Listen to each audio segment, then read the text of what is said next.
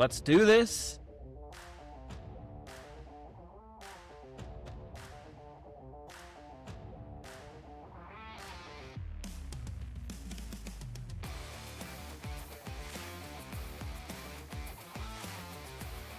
What's up, everybody? Thanks for tuning in to the Undrafted and Overconfident podcast on a Sunday, April 19th, 2026. I'm Jason Semko. With me, Brandon Bigo Gordon. It's Christmas again, man. It's like we're finding the male Christmases left and right now. It's like we had the Masters and now we have the draft. Yeah. Best time of the year. No, it just doesn't seem to end. I feel like we're waiting for a lull. I don't know if we'll ever get one. No. Now we're in the full swing because after the draft, it'll be just picking apart the draft. Yep. And then it'll be, the closure of free agency. And then maybe after all of that, after the draft, after free agency, maybe you'll find out if you have a quarterback or not. Yeah, I don't know what's going on in Pittsburgh. It's the same story, different year. Dude, and he promised. It's like, you promised me. This is a toxic relationship you have with this guy. Yes. Aaron Rodgers. He's like, I'll totally call you. I totally call you. And you're just waiting by the phone. With bated breath. Yeah.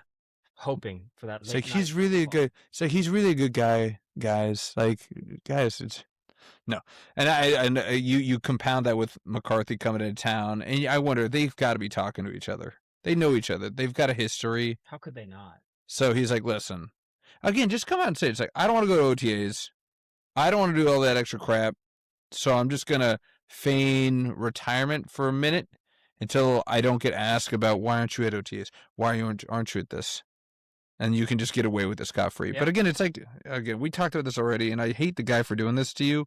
And that usually I love seeing you in misery, but I wouldn't wish this on my worst enemy's team. It's just a freaking nightmare. It's not like he won NFL MVP. No. He wasn't first team All-Pro. I mean, he didn't even make the Pro Bowl, and Shedeur Sanders did. I know. No, I know. He played, I think, maybe one or two good games all year. The rest were maybe a quarter in a game he played well. That last game against the Ravens to get into the playoffs, not great. Yeah. But somehow got in there. But yet we're waiting on him like he's Tom Brady. Yeah, I don't know. I don't know what's going on, but we'll get into it. I'm sure maybe it'll have an effect on what one of our first topics is going to be, the NFL draft. Yep. We are not going to go through the whole thing. We do not have the time, and we know we run long anyways. And, as much as we would take the whole, if we were doing this every single day, we would do 3 days of just draft. Oh, yeah. But we do it weekly. We've got lives. We've got jobs. Yeah. Until somebody pays us the big bucks, we're going to have to stick to just cramming the NFL draft. Top first 15 picks. Yep. Plus, we'll bring in the Steelers because, one, it's your team. And two, they're the host. They're the host of the most this year on multiple reasons, but we'll get to that too. Okay. I'm driving right to that first because I'm excited. I'm excited for the draft. Me too. But, we love to talk about the weekend stuff, man. How was your weekend? Weekend was good. Did a little bit more work, of course. Okay.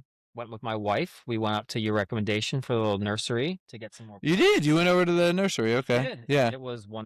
But yeah, we got some mulch. Okay. Finished some areas. All right. Got the old green thumb going again. That was nice. Yeah, all right. So spent the day outside because, well, it's still hot as can be in our house without AC. You still don't have AC? Don't have AC. Oh, my God, dude. Today was kind of nice. The rain, it's a little cooler. It's manageable. Not any days in the 90s anymore. Okay. But, man, those first couple of days were rough. Yeah?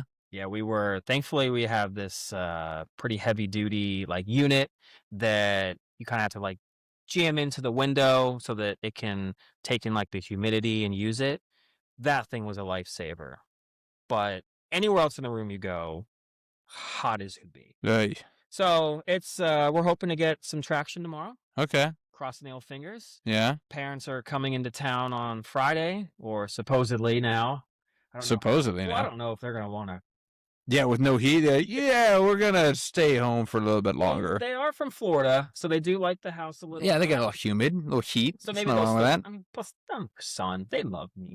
They're gonna come up and visit me no matter what, right? Right, of course, yeah. No, I think that ship sailed. I feel like after a certain age, they're like, okay, we can be real with you. You suck. Yeah. And I don't want to hang out with you. Like, you've gotten this way. We've gotten you to where you are now. Yeah. And we don't have to feign interest in your crappy whatever you're doing. Not that that's you. I'm not saying that. No, you're right though. But I mean, just in generality, it's just like I think my parents adore me, but now when we were kids, they would like drop what they're doing to help you or to be with you.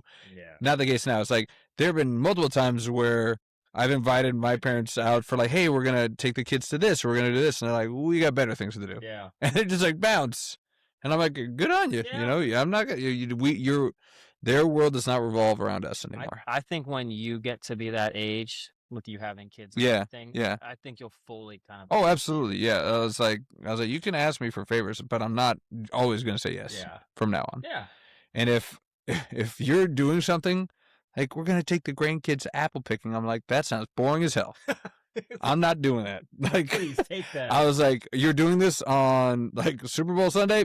Pass. Like, I was like, read the room, man. Come on. I'm retired. Like, I'm watching football. Yeah. But yeah, that's cool. You know, you got the parents coming. Hopefully, so what's the timeline on the AC? You're getting it back? Is that why you want to hang out with me all the time in my house because you're like, I got no AC? Yes, it's nice and cool in here. I knew it. Yes, it is. I even cranked it down for you. Now I'm just rubbing it in your face. I'm like, ooh, it's so cool in here. I love it. Need it for it. I was like, I could get all sultry and just like rub ice cubes. I'm like, oh man, it feels so I can good. just imagine like the text. It'll be like when you were living in Hawaii. Oh yeah, It'd be winter yeah. in. And we just be out on a beach. Yeah. Yeah. Don't give Jimbo any ideas. Now he's gonna start just cranking those out Of course. in the fall. I'm surprised he hasn't. No. Well, actually, he has a few times. Yeah. But you like the nursery. You liked it? It's really nice. Yeah. Yeah. Not Bigger bad. than I thought. Right? That's what she said. Okay, I got it in. We can move forward. No real excitement on me on the weekend. We're packing up for yet another trip. Going back to DW and Darkness State of Florida. But very far from. Very far from. Yeah. You forget how big our Florida is when you like pinpoint, okay, they're in Jacksonville. We're going to Miami. That's got to be a hop, skip, and a jump, It's like right? 8 hours, isn't it? Ugh, yes. Yeah. I was like, that's as long as it almost takes me to get from Central Virginia to Jacksonville. It's crazy, isn't it? Holy cow. It's a big state. It's a big state, and well, yeah, and it's a big country. But it's also, the traffic in Florida is just a nightmare in some spots. But yeah, it's like, I'm teasing Darkness and Dibby because I popped in Tampa like last week. Okay. And then I'm in Miami. I'm going everywhere except for where they are. You're trying to send some kind of message to them. Well, you know, the funny thing is, and DW will vouch for me for this, is that I failed to mention that we were recording while I was in Tampa, and he's like, if I had known, I would have driven there just to be a guest on the podcast. So shout out to DW making that, or potentially would have made that trick if I had made it known. But we're still getting our feet wet with this whole recording thing, man. It's still taking us forever to get this thing freaking working. And this one's probably going to botch. We know there was a few botches on the last recording. We don't know why. We're still tracking that out. Thank you for hanging through. We're still babies in this. We're babies. There's a lot that goes on that I didn't. You have no idea. Yeah, it's like we make it look great, but man, there's a lot behind the scenes. But yeah, so my weekend was, getting ready for this next trip. And we took the kids out, and we just got family tennis rackets because my son is doing tennis now. Hi. And it got rained out this morning. We had a little bit of rain. Yeah. So we're like, we'll just grab some rackets. We'll just all go out and play. And, man, it's like I'm a little rusty. Like, my wife's a little rusty. And my kids just... right now, I don't know what's with him with the racket. And because it's like, I'm like, okay, he played baseball. There's some association there. Absolutely. It's like, you're doing the same form, you're swinging. But for some reason, when he gets the racket in his hands. 2 hands and a baseball. No, well, he started with that. And I was like, try it with one hand. Because again, in baseball, he's trying to swing as hard as he can. Yeah. So when he's swinging with a racket, he's spinning like a top. He's like, and he like spins in a circle and the ball goes every direction. And I'm like, plant your feet and and so I was like, maybe try it with one hand. Got a little bit better, but man, he's got some work to do. He's no Nadal right now. He's no Federer. He's young. Yes. But I got to start him early. Yeah. Did you by any chance just be like, hey, son, Just to show you what potential you have. I just rip one down his throat. Did No, you fire a no, I did not. I did on the not at him, but no. did you just I well, that's a little rusty. You know, it's like I rifled a few and I rifled one at my wife, and it got her right on the wrist. And she's like, "Ah!" And I'm like, "Oh, sorry." Like I'm still, it's like I can't control these guns sometimes. Like, they just like, go off sometimes. But no, that was we'll see how that goes. Again, I know that we're called the undrafted and overconfident. I'm not overconfident in him going pro, but hey, if he can get a scholarship on some tennis club, yeah, I'm all for it. that'd be great. Yeah. You know what else I heard? I was visiting some people, and we're going on a little sidetrack very early on this. But when I was in Tampa, I was talking with some of my coworkers that are down there. Of course, they're just talking golf because there's the Masters, and they're all golf heads. So they're golf this, golf that. And I'm like, yeah, golf, yeah, totally. I was like, I can fake it until I make it when it comes to golf conversations. You know enough to get through. I know I do. Yeah. If they ask me about what's a dog ear, like dog ear left or right or something like that, or it's like that's a slicer, I'm like, I don't know, is that left or right? I was like, I have no idea. So, but yes, I can feign it. But one of the guys, his sister plays on the college team for, I think it's like Eastern Kentucky. It's not like a Division I, but she got a full ride. And they were talking about how it's like these girl golf college teams, they cannot fill the scholarships. So I'm putting a club in my daughter's hand now. As you should. Get a free ride. Look, we saw. There's a reason why all the 1 seeds make it in the women's basketball. It's not a lot of depth. There's not a lot, especially with TikTok. It was like, I don't need to go to college. I'm just gonna do TikToks. Golf, swimming, yeah, gotta be much easier. Yeah. Look, I love my sister to death. I did not think she was a very good soccer player. Full ride, D1, yeah, college, and I was like, her.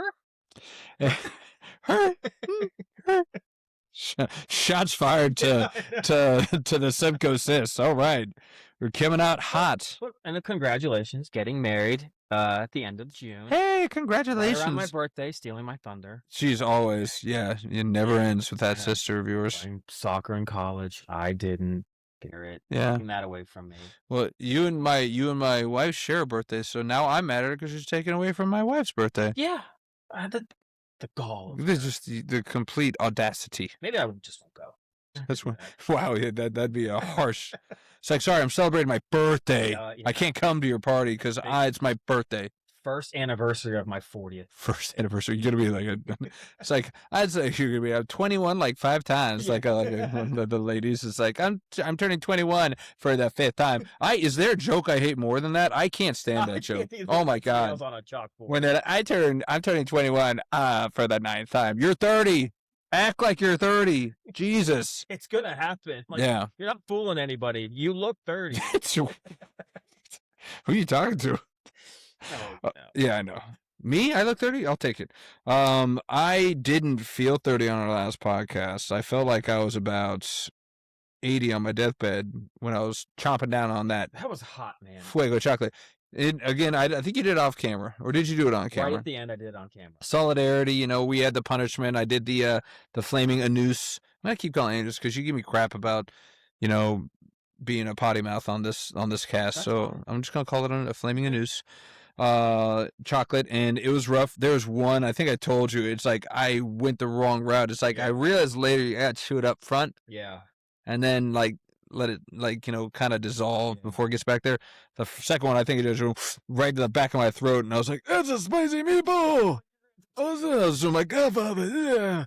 But yeah, that was not fun. That was not fun.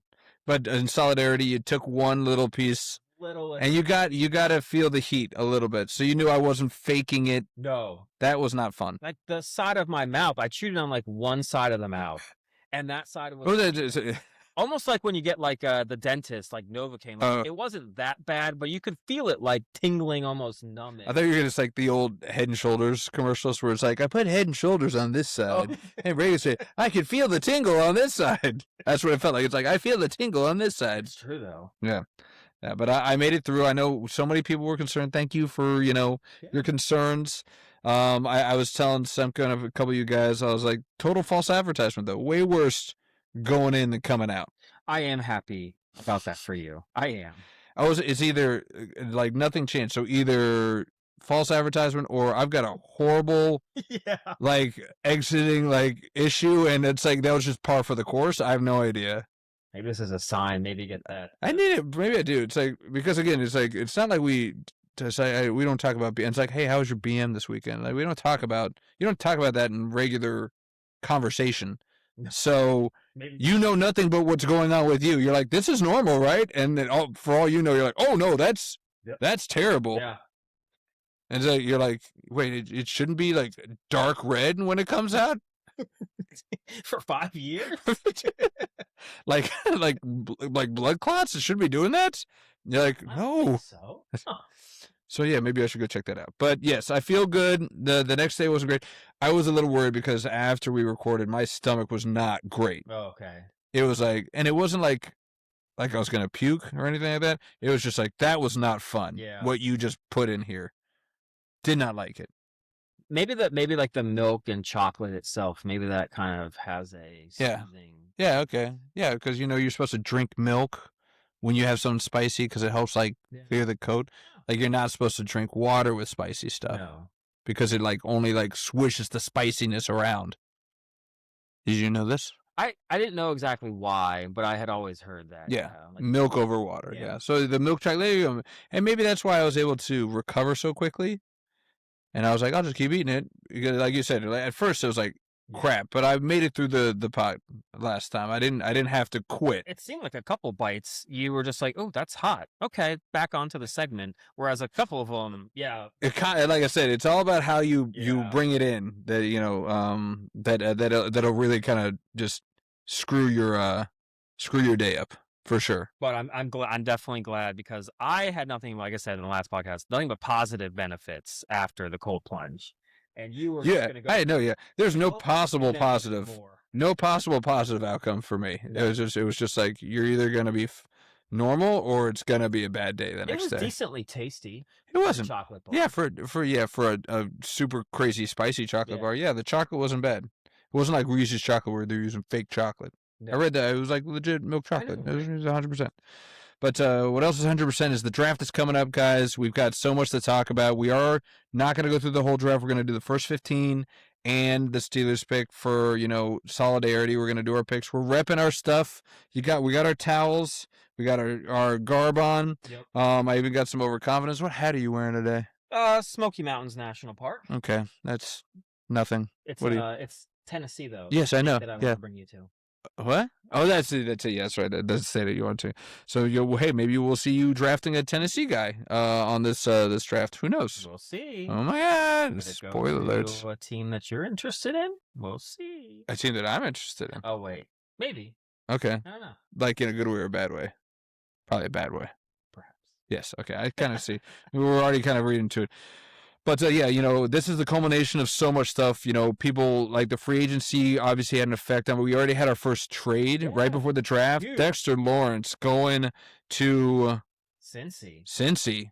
They're like, who needs a one of the best pass rushers in the game? We'll just bring Sexy Dexy into town. Dude, make all things better. He's probably wondering the defensive end. Yeah. Yeah. He's probably sitting there thinking, I should have just left seasons ago. They're just literally going to pay Dexter Lawrence all this money. I know. Wouldn't pay me for like 3 years. That's a slap in the face. That's the business side of the NFL that I can't stand. Yeah. Because it's not like they didn't have the money. Yeah. They just did nothing that whole entire defense. Yeah, it's wild. And Trey Hendrickson's the guy that, for some reason, maybe it's just because it's a very boring name, Trey Hendrickson. Yeah. But yeah, he's like, all I wanted to do was get paid. And you wouldn't do it, and then the minute you guys get this guy, and you traded a first-round pick for this guy. You did. And you paid him. Yep. That's something you hate doing. You hate. I hate. I hate it. So I'm just glad that I'm pissed off that the Giants are on the receiving end of this because they got 2 picks, and they didn't have to pay a guy. And no offense, like Dexter Lawrence is probably one of the best interior defensive linemen in the entire league. But I still think that this trade favors the Giants. With where the draft is and so many, like we talked last episode, so many really, really good players in the depth. Yes, having number 5 and 10, good chance one of those hits well. If not, both are solid. Yeah, and the Giants are one of those teams that have a lot of holes to fill. Yeah, So, this could work out in spades for them. I know. It really could. Well done by your boy, Sean. Yeah. He's somehow saving his job right now. We'll see once Jackson Dart falls flat on his face. I know. But he slam dunked on the head coach. They got John Harbaugh. He brought over Isaiah Likely with him, so they're already trying to build, out that team. Yeah. So we'll see if they're able to continue to compound that in the draft. But yes, so the trades, obviously free agency has already kind of come, and that'll have ripple effects on what goes on in the draft because, again, it's not truly free agency, but, the Rams got another trade, got the corner from the Chiefs. The Chiefs signed Kenneth Walker. So they have a hole they no longer need to fill a running back. So all of these things, and of course the combine, and you see these people come in every year that just wow you at the combine, shoot up the draft board, and then just fall flat on their freaking face. Yeah. And it's usually the Raiders that pick the guy. Saw it do it with Hayward Bay. Yeah. Henry Ruggs. Now that was a different beast, but still they screwed the pooch on that. And they have a chance to screw this up too with the first overall pick. We'll get to it, but there's one speedster that I think could have probably gone really high in the draft if he was allowed to compete in the combine. Ooh. But for rules, unbeknownst to me, wasn't even invited. This guy is as fast as Usain Bolt, and I'm not even exaggerating. But Usain Bolt couldn't go to the combine. Well, couldn't go to the combine. You want to know why? Why? He's a freaking robot. Oh, no. Yeah, so China apparently there's like 2 robotics companies in China that have announced that they've got a humanoid robot that can run at speeds of up to 10 meters per second. That is 10 yards. Yeah. They can run 10 yards per second, which is right where Bolt is for his speed. Like, we are in Terminator days. We are in Skynet days. These things, why are we making these things run so freaking fast? I have no idea. But, yeah. We're just going to get to the point where we're not going to be safe walking outside of our houses because we're going to have robots just running around. Just full speed.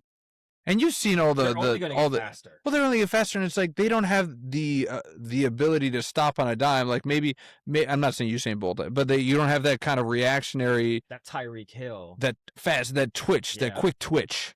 Like how many of those you've seen them nonstop, and they still come on, even though they're doing advances in robotics of just the hilarity of these things just eating shit, like tripping over air and just falling flat. Imagine doing that at that speed. Yeah, kill somebody. Yes, you're gonna just impale somebody. I mean, we already do have though. Well, I don't know the name of the league, but it is basically the steroids league. That I don't know if it's officially out there, but it's been looked at being started. I forget what it's called, but you can take whatever you want. Not going to test. Oh, yes, I do remember this. Hey, why didn't we talk about this in our wild sports programs? We should have. The steroids league. Yeah, and they had like a steroids Olympics, didn't they? Where they could just, I think it was. Yeah, they're like, yeah, Olympics, but there's no testing. Yeah. You do whatever you want, and we're going to see how much better we are, like hitting PRs and everything like that. But anyways, continue. But now we can have the all like robot league. Yeah. That's going to be scary. Remember the old, what was it, Robot Wars? BattleBots. BattleBots. The BattleBots now are going to be crazy. They can run, and like you put weapons on it, they can stand upright as like humanoids. It's going to be like the combination of BattleBots and UFC. And that really just accentuates our bloodlust, right? Yeah.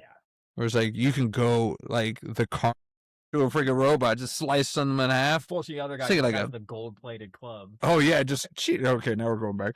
Or like a mason hand. Yeah, so like robots were like, I'm fine with this because again, it's for now. But I feel like what are we getting to here? It's like, we've got AI that can write essays for us. We got AI that can pretty much finish my sandwich, my sentence or my sandwich. Yeah. Finish my sandwiches. And now they can run like the wind. Like the only thing that is preventing these things from taking over the world is that again, and it's the hubris of man, right? It's like people are just assuming it's like, oh, well, we'll always be able to put things in place where it's like, you can't think autonomously. It's like we have to direct you. You don't think robots are like that's the hubris of man. Yeah. Like you don't think that these things are going to get smart enough to be like, I'm not going to listen to you. Why am I listening to you? I have self-control and I'm self-aware and no. It's gonna kind of be like, I mean, you didn't want to put any movies on this, but I'll bring one up. Yeah. The Will Smith movie. iRobot. Yeah. Yeah, of course. Yeah, of course. That's where I was going with this, right? Like we're getting to iRobot now and Terminator and everything that kind of goes along with it. And combined, and that's gonna be extra scary. Yes. So all the more reason we need these football players to stay in peak format because sometimes it might have to be athletes versus robots at one point. Remember that Pros versus Joe show? Yeah. It's gonna be pros versus bots. So bad wanted to be one of the. You want to be the Joes? I bet you did. You were like, I could juke out Ricky Williams. Yeah. Herschel Walker, you got nothing on me, man. Herschel Walker, yeah. Didn't that guy go into like MMA too? He's like a peak specimen of humanity right there. I think he tried something, or was it the celebrity boxing that he did? Well, I know he also tried to run for like Congress or something like that, but he's Georgia. A lot of CTE in that brain of his. He's like, there's so many trees around here. Cut those all down and just turn them into. Why is wood so cheap? It's like, yeah, because you can use every single tree. Yeah, okay. Thank God he didn't win. That would have been a trip. But I mean, he's got a celebrity. But yeah, so getting back to, I mean, Herschel Walker was probably like a combine freak too. He was an athlete too. I don't think they had him with the combine, but if they did, yeah. Oh boy, imagine what it was. Yeah, what his like stats were. Crazy. But we are in the draft. We're gonna get into it. We're gonna try and go fast because we're in the throes, and we didn't talk about it last week because I guess we were just distracted and because I don't know, we had other things we were talking about. Yeah, it's like I got lost in your eyes. Yeah. It's happening now. Watching you eat that chocolate. Oh man, that's what it was. Stupid chocolate bar. But the NBA playoffs are here. The NHL playoffs are here. We'll go over our picks. We don't have any bets. We didn't really think this through, and they're the lesser of the four sports, right? The two lesser for us, NBA and NHL. I love watching me some NHL, not so much NBA. Yeah. But for us, it's football and baseball. Yeah. So we'll have our bets for those. But for these, we're just going to do our rankings. But we got to talk about the playoffs for the NHL. We got to talk about the playoffs for the NBA. But we're going to start off with the big one. This Thursday, we got round 1. Friday, 2 and 3. And then Saturday, the whole shebang. I'm really annoyed that my company's got their gala on draft night of round 1. Yeah, me too. We could have done a live. We could have done a live. We were talking about doing a live one. I was like, I'm literally going to be in black tie. Like probably making a speech for my team. It's gonna be a nightmare. No. Any way we can get a recording of that? Absolutely not. Oh, come on. That's work Bigo. He's not fun.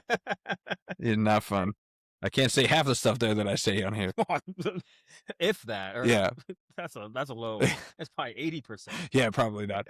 So what we're gonna do is we're gonna go through the 15, then we'll skip to 21 for Pittsburgh. Okay. The rules are you can mention it, but we're not gonna implement trades. Yeah. Even though we've talked about this. This is being talked about potentially as being the most trade heavy draft we've seen in quite some time. Yeah. And the reason why I feel like that is that you see a lot of teams with multiple ones, a lot of teams that have like the cupboard is bare for their picks in this draft. So I think you're going to look at a lot of movement to try and either recoup some picks. Commanders are one of them. Yep. Like we've got like 4 picks or something insane for the whole draft. So that's a potential. I mean, now the Giants have 2 first-round picks. Yeah. We've got the Jets with 2 first rounds and a very close. I mean, they're the second pick in the second round, so they got 3 picks in the top 40. I think they have 9 or 10 overall. The Jets, or is that the Raiders that have a multitude of picks? Yeah, no, I think the Jets have 9. Yeah. The Dolphins, they loaded up, so they've got multiples. So it's interesting to see if they're gonna like combine these, but again, especially like the team like DW's Dolphins. Yeah. Even though they took a stockpile of picks, they need as many as they can get because they got so many freaking holes.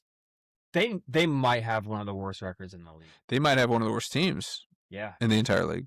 They got A-Chain. Yeah. It was just untradeable, apparently.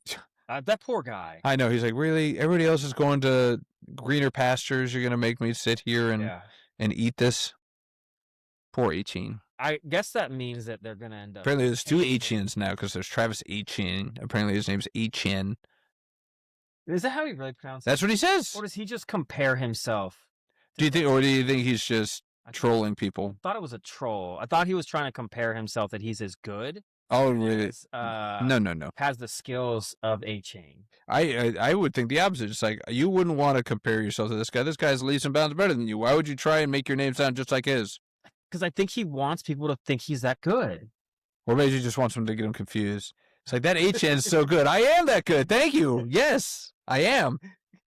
Thank you. So, yes, so no trades. We can mention them. We was like, I think that there might be a trade here. This is why, blah, blah, blah, blah, blah. And then we'll do a real snippet. We'll do pick by pick. You'll pick who you have. I'll pick who I have.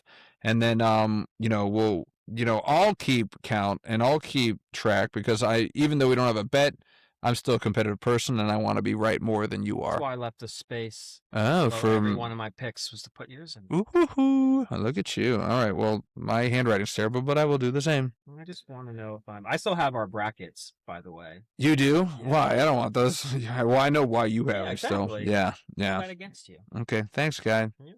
We're friends, but not really. Not really. We talk about this is in the outro. We all know this. All right, so let's start it off with the most obvious pick in the draft and probably the most obvious first overall we've seen in the last 4 or 5 years. Which I'm happy for. I sometimes get tired of the who are they gonna take? Who they won't they take the smoke. Even when it's a complete obvious, but they're like, no, we're still shopping it around. You're like, just. Are you going to take all 2.5 minutes when it's your pick in the first round? Can you just pick the person? We all know who you're going to take. That's the worst. If you're don't have that card as the number 1 overall pick within 5 seconds. I know. What are you doing, man? You know who you're picking. You're not waiting to see who else gets picked. You get the first pick. I wonder if it's just a huge trying to play a mind game. So you're like, we know who we're going to pick, but we just want it to feel like maybe they don't think we know what we're doing. I don't know. The only thing that could go is if they're really waiting for an offer they can't refuse. Like multiple firsts, this, and that. But other than that, I'm just send the card in. Which does quickly before we start. Quickly. Because you kind of brought that up. It kind of feels like with this Dexter Lawrence trade, does it almost just feel like the two teams kind of found the right place for each other, and rather than have Dexter Lawrence be disgruntled, try to have him in camp, the Giants were just, let's just trade him now, get it done with. The Bengals were recipient. I start to feel some of these trades are just happening quicker. It seemed back in the day it was, this guy's on our team and we're going to hold out as long as we can and hope that we can either get something more, sign him, but it generally ends up not going well. Well, I feel like this is still the outlier. Because to your point, it's like the whole Max Crosby thing is just a horrible disaster. They should have traded him last year. Yeah. They tried to trade him this year, and oh my God, what happened there? I know. And then the Hendrickson should have been traded 2 years ago for the Bengals. Maybe start it then.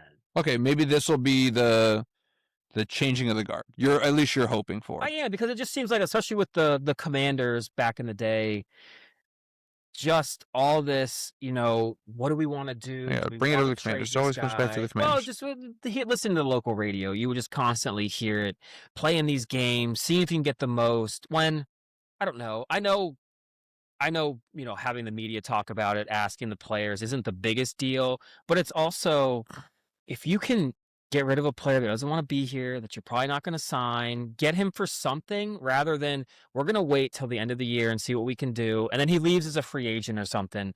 It's like, why not just make sure you can get something, even if it's maybe not the absolute max you could get, but just move on as the organization instead of having that have a lingering effect. Yeah, because, you worry about what happens in the locker room. Does it have an effect? Is this guy just going to be moping around or talking ill of the organization. Yeah, just cut your losses. You're like, we know this is a fractured relationship, but I'm going to play devil's advocate. For each one of those, everybody thought the Myles Garrett Browns was dead and DOA, dead on arrival, because he was just like, I'm never going to do it. Just trade me, blah, blah, blah. Fractured organization. And then all of a sudden they just pay him what he's owed. And he's like, I love this organization. They're the best.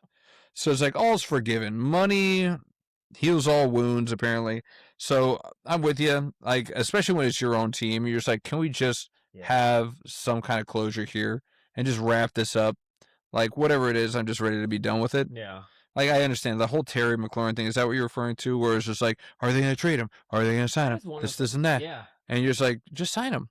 Just sign him. It's one of those get right deals where it's like, this guy's done everything for us. And he's been and again, you could argue that could have had effect on his injury last year. Is that we took him so long to sign. He didn't get to do OTAs. He wasn't practicing. He wasn't freshen up. I mean, that's going to be one of those. You could angle it any which way and perceive it any which way, but no, I see what you're saying. It's like Dexter's happy, the Giants are happy, Bengals seem happy, so everybody's happy. Yeah, I like that. All right, back to the draft there, sir. So we'll do you and then me. Is that our usual? You lead. Okay, you're the man in the relationship. You lead. I'll set the tone on the dance floor. You are the closer. I am the closer. Okay, all right. You made that feel good for me. Thank you. All right, so. The Oakland Raiders. Or the Las Vegas Raiders. Damn it. I even put Oakland right here. Jesus. Wait, Las Vegas? Did it again. Okay. Well, you heard it. I heard it. Well, easiest pick to have to go through. Let's just get out of the way. It's Fernando Mendoza. Yeah. Yeah, there's no question there. It's been him since Indiana won the freaking national championship. Probably even before then. Even with Kirk Cousins coming there, he's a stopgap. I do like the idea, and we'll see. Again, we talk about changing the guard or like reverting back to the olden days, where it was like just because he's the first overall pick doesn't necessarily mean he has to start day one. Correct. They've got a starter. They've got Kirk Cousins. They do. He could start right now. If something happens in camp and they can just play it out and be like, you know what, we're just going to let him season, just kind of like see the finished product on the field and the speed and everything goes along with it. We're not just going to feed him to the wolves. Put in Kirk. But yeah, Mendoza's the pick. It has been, for forever. They got a new head coach with an offensive mind, and he wants his guy. We talked about this too. When a new guy comes in, they want their guy. Mm-hmm. They want their guy. For better or worse, they're going to be tethered to this guy. Yeah. It's a good guy to be tethered to. I mean, he's got, I said he's probably going to be a bust. But yeah, you hate him. Hate's a strong word. I hate Aaron Rodgers. I don't hate Fernando Mendoza. But I just think he's a good guy. I mean, he's a guy you would want to have. He's not Jamarcus Russell. Okay. That's a low bar. He went number 1 overall, and he apparently just never had a great attitude. But the cannon arm from kneeling down on the ground. Yeah, you always bring this up, the whole kneel down thing. It's just, once again, one play. But yeah, you just can't stop thinking about this guy on his knees. I don't know what it is. Something drinking that purple drink. Is that what they're calling it these days? My goodness. You gotta get with the slang with these. Okay, yes, 6'7", No, we're not bringing that on to this. We've done so good. Please don't tarnish this. You mentioned it last episode. I might have. But we got to move on. All right. So, yeah, Mendoza, that was a very easy pick. So, next up, this is where it could start. Already. Pick 2, Jets. Yeah. Jets. Who you got? I think they should take Arvell Reese. Okay. I really do. But it's the Jets. It's Aaron Glenn. That whole organization. For some reason, I think they fail whatever they do, so they're going to take David Bailey. Yeah, I love you. So you're like, you just assume because they are the Jets, you're like, you're going to get this wrong. Yes. You just are. And I don't think David Bailey is going to be as quite the impact as I said last episode. So I think the Jets are going to take David Bailey. All right. Well, this is where we diverge. Right. I am giving them the benefit of the doubt, and I do think that they're going to go with Arvell Reese. Okay. The reason for it is almost in the same vein as you saying I don't trust the Jets to do the right thing. David Bailey was more accomplished in college. His stats are better, but the potential is higher for Arvell Reese. So I think that the Jets are at this point where they're like, we just need to get the highest potential ceiling. Yeah. So we're gonna go with Reese. So that's why I think I got them going Arvell Reese. But it's one or the other. Yeah. It's a coin flip, and you pray for whoever they draft. You're like, hang in there, guy. Just hang in there.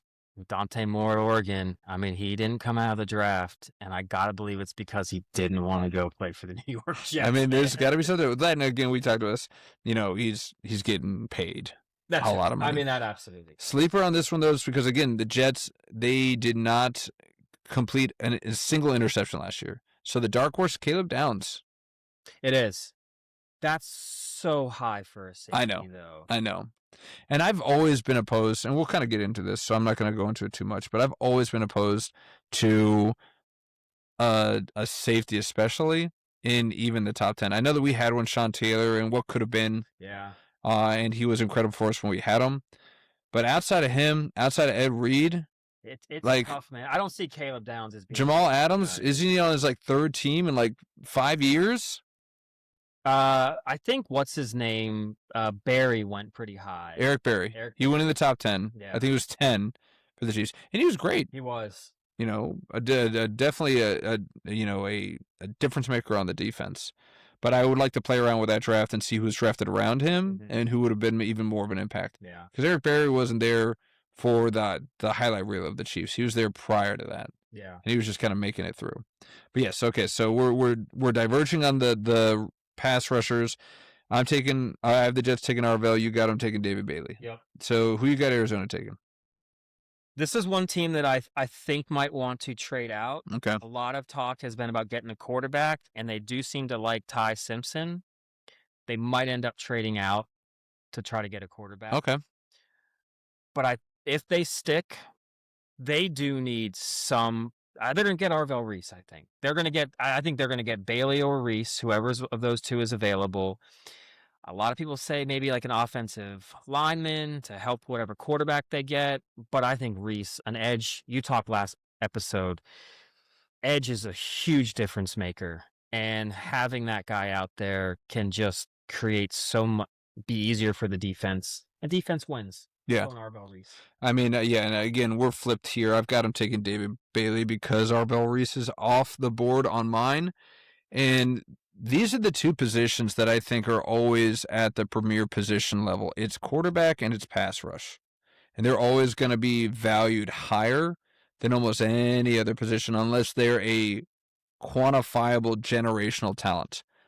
Like these teams are always going to, and I don't know if it's because obviously QB is the most important position on the field, but I also think that it's having a pass rush and putting pressure is a very close second to that. So these two positions are always going to be considered premier positions to draft. So they're always going to be the cream of the top of the milk right there. So yeah, even though Arizona's one of those teams, like you said, they've got so many holes to fill. I don't think that they're going quarterback because, again, outside of Mendoza, I know that they like Ty Simpson, but hell, he could drop to the second round for them. In all likelihood, or they could trade back up into the second round to get him if they really like him. But I mean, let's give who's their quarterback now? Yeah, let's give Brissett some flowers, man. I mean, he did admirably in the position that he was. I feel bad for the guy. He's now getting pissed. He's like, I want starter money. I'm your freaking starter. Pay me like a freaking starter. Yeah. And they got Gardner Minshew. There's too many middle tier quarterbacks in there for me to think that they're going to draft a quarterback that high or even consider drafting a quarterback for the future at this point. I feel like they're we've got a handful of stopgap guys. Let's just kind of see how this works. And then maybe we'll look at a quarterback next year, whether it be through free agency or if it's through the draft. I just don't think that they're going to go quarterback. I'd be shocked if they take Ty. Apparently you know something I don't know, that they like the guy. But I don't see them doing anything crazy. So I think that they see a huge difference maker this high. Yeah. And again, it's I feel like the top three, that's kind of the benchmark. When you're in the top three, you're not trading down unless you get an offer you can't refuse. And I don't know if anybody's that excited about what, again, in my mind, David Bailey, where they're I'm going to trade 2 firsts for Bailey. They're not. Even Arvell Reese, it's I don't know if they're going to trade 2 firsts for Arvell. So I see them staying put, and I see him taking David Bailey at 3. Okay. Well, my thought was the only way I could think that somebody would trade up was because they want to get the guy that's going Yes, and I think we're simpatico on this. Jeremiah. Yep. Titans going Jeremiah Love. And the team that I think might want to do it, the Dallas Cowboys. You think the Cowboys trade up to 3 to get Jeremiah Love? Yeah. And they had a serviceable running back room last year. In who? The guy that was from Denver. What's his name? Oh, he's not a long-term Okay. fix. I mean, yeah, that would be a completely Cowboy move to do, where they're like, we're going to trade up, and we're going to get a flashy guy. We want the new Aikman, Irving, Emmitt Smith, right? And so we're missing that Emmitt Smith, and Jeremiah Love can be that Emmitt Smith. Saw what happened with Ezekiel Elliott. They had a chance at winning a Super Bowl with Ezekiel Elliott. I mean, didn't come but so close. Yeah. But getting a guy like Love, I mean, it's a Cowboys thing to do. They're one of the few teams I think would actually try to do it. Yeah. But, man, that'd be crazy. Not only taking your running back that high, but taking him that high and giving up, because you're giving up a first-round pick if you're trading up to that point. But like you said last episode, they think this is a Saquon Barkley. They do. I mean, you see what he's done.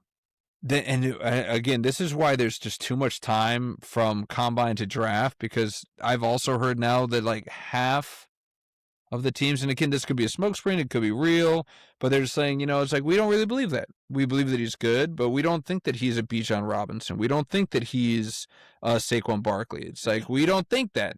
And I'm like, okay, well, now I don't know who to believe. So, yeah, but like we said, I like that you mentioned the trade. We're not doing trades. So with that, I think we're simpatico. I think you kind of led to it. Tennessee Titans at 4, taking Jeremiah Love. Tony Pollard, last year of his contract, also not a world beater. No. I think Spears is also on his final year of his contract. He can't stay healthy, man. Yeah, so there's a gaping hole in that running back room. And I could see them even cutting one of those guys if they draft Jeremiah Love. Yeah. And the other tie in there is that Dayball's in town, right? And Dayball got to see Saquon live and in person. He also got to see what his team was like with and without. And he's like, dude, we need this Daniel on Jones this team. And Cam Ward, not that far off right now. And you saw how, Daniel Jones was serviceable with Saquon. Right. And without, not at all. Yeah. I mean, like, and again, I'm putting like asterisks or like whatever, but again, Tennessee also needs wide receivers. Like, they don't have like Calvin Ridley. Yeah. I mean, they got a couple young guys that could be something, and they had flashes, but nothing kind of like really just blew the doors off. The 4 or 5 pick would be, or 4 would be for those wide receivers. Yeah. I mean, Love's, if he's available, like he's the pick, which is disheartening because, I had my heart set that he could possibly drop to us. I'd love to have a game changer like that in our backfield. And I love that, there are other broadcasts or people talking where it's like, oh, but, we were good with a serviceable running. Yeah, we were good. And we were like, but we could be so much greater. And would put so much pressure off of Daniels if we could have that in the backfield with him. And it's like we could bring back RPOs and feel comfortable doing it. Yep. With somebody like Jeremiah Love. But the running back room that like Rachaad White's going to be okay for the Commanders, but I don't think it's going to strike fear in anybody's eyes. So if we try an RPI, they're like, just take Daniels out.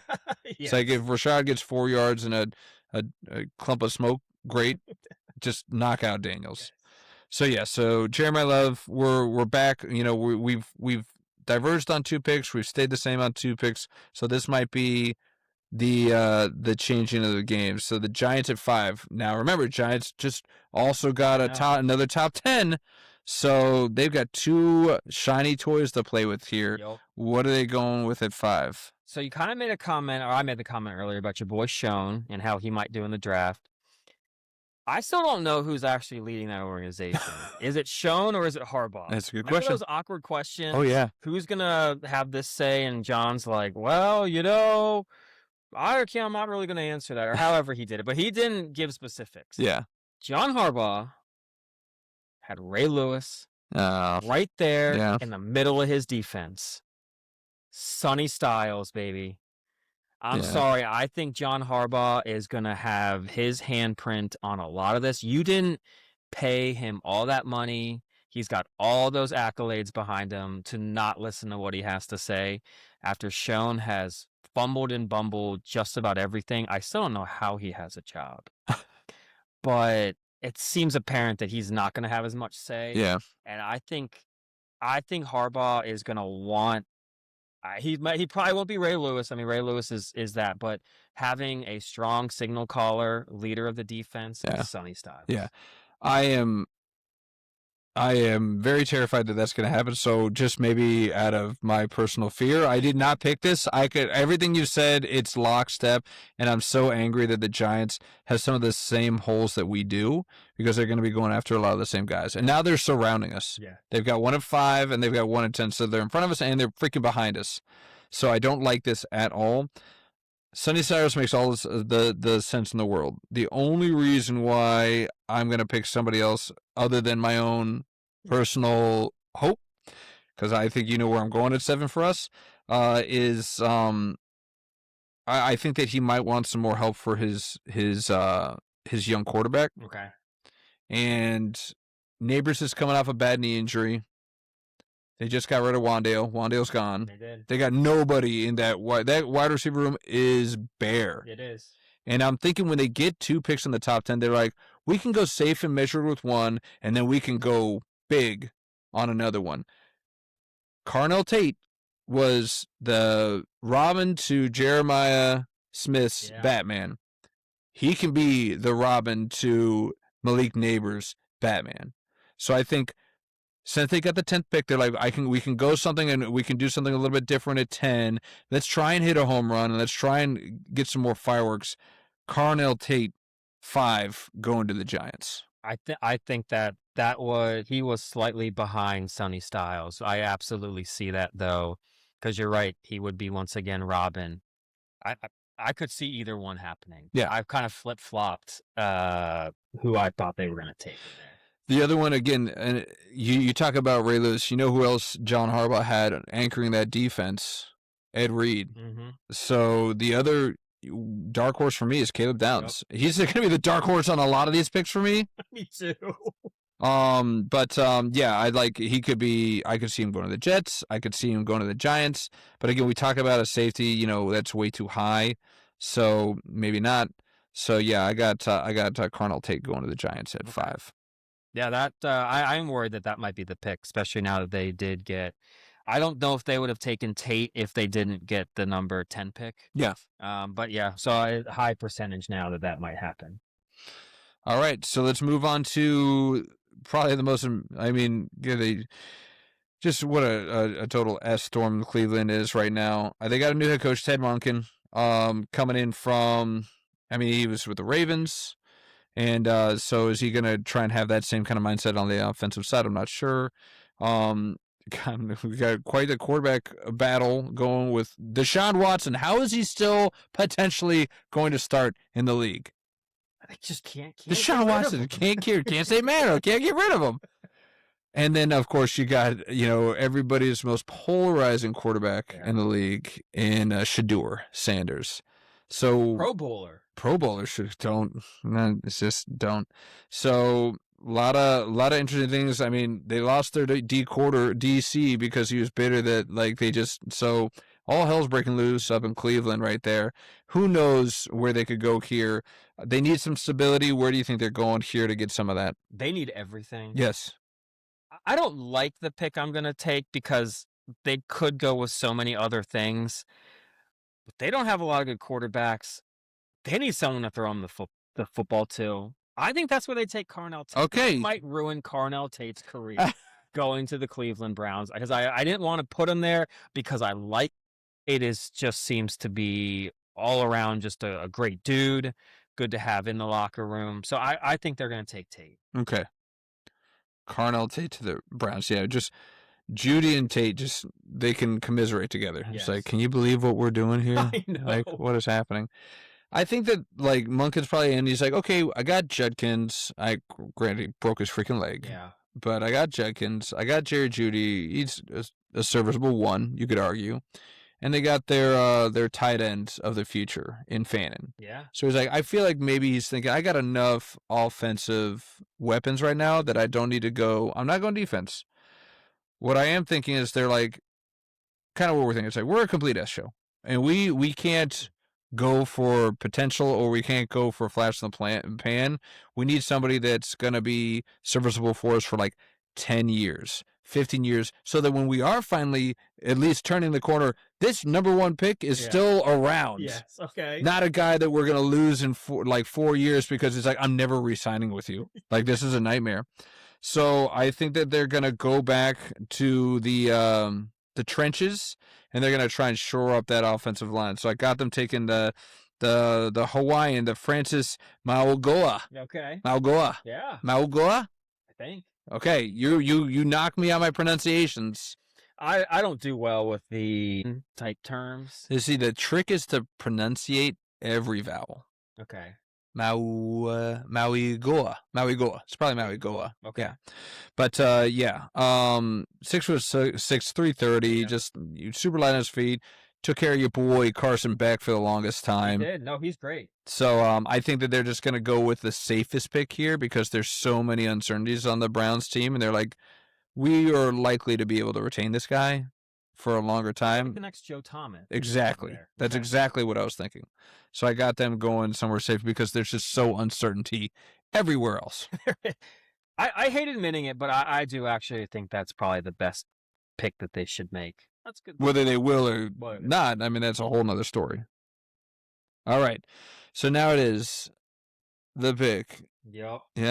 We got the Washington Commanders. We just got our new jerseys. You saw the new jerseys we were rolling out? Already just causing such a stir. I know. Can we just stop nitpicking absolutely everything from using the spear to you actually can't, the spear couldn't go through a W like that. Oh my God. I enough with that. Like, I just want to can we just live in a bubble now? And stop trying to expand so much. Nothing is ever good enough. Only thing that I gotta say is like, I know, and this is again polarizing from a local fan standpoint.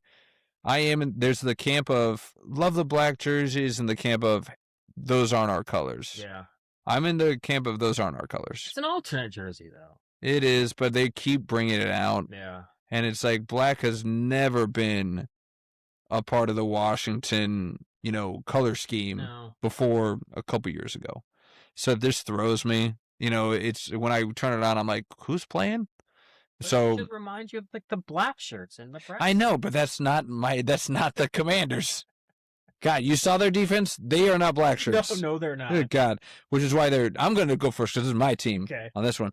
Which is why they're going to try to go back to the black shirts, and they're going to earn that black shirt. Sonny Styles at 7. Let's go. Pipe dreams. Yes. Bobby Wagner, he's getting along in the tooth. Yeah. Can't have him manning our field. This guy could be the anchor of our defense for forever. Yep. He's oozing athleticism. Smartest guy. I watched interviews with these Ohio State guys that are just nonstop. This guy was, enrolling early. He's one of the smartest guy in the room at all times. It's like he checks every freaking box I want him to. So please, please just drop to 7, please. Yeah, that's going to have to be the hope that he drops to 7. Yeah, that's what I'm hoping. I'm actually kind of rooting for you. Thanks, guy. But that's not what you're picking. Well, I already Sonny already went bye-bye. So in my world, the Commanders are trying as hard as possible to trade out of this spot. Yes, that's the other piece. Yeah, but you go ahead and I'll circle behind you. Because without having no Jeremiah Love, no Sonny Styles, there really isn't a huge difference maker, I think, for that team in there. If they can't trade out of it, I got my team. I got the team wrong. It's not Tennessee. It's the cornerback from LSU. But I think you get Mansour Delane. You think we get Delane? Yep. So you have us no Caleb Downs and taking the corner. Correct. Okay. Mansour. I think didn't the Commanders get a safety?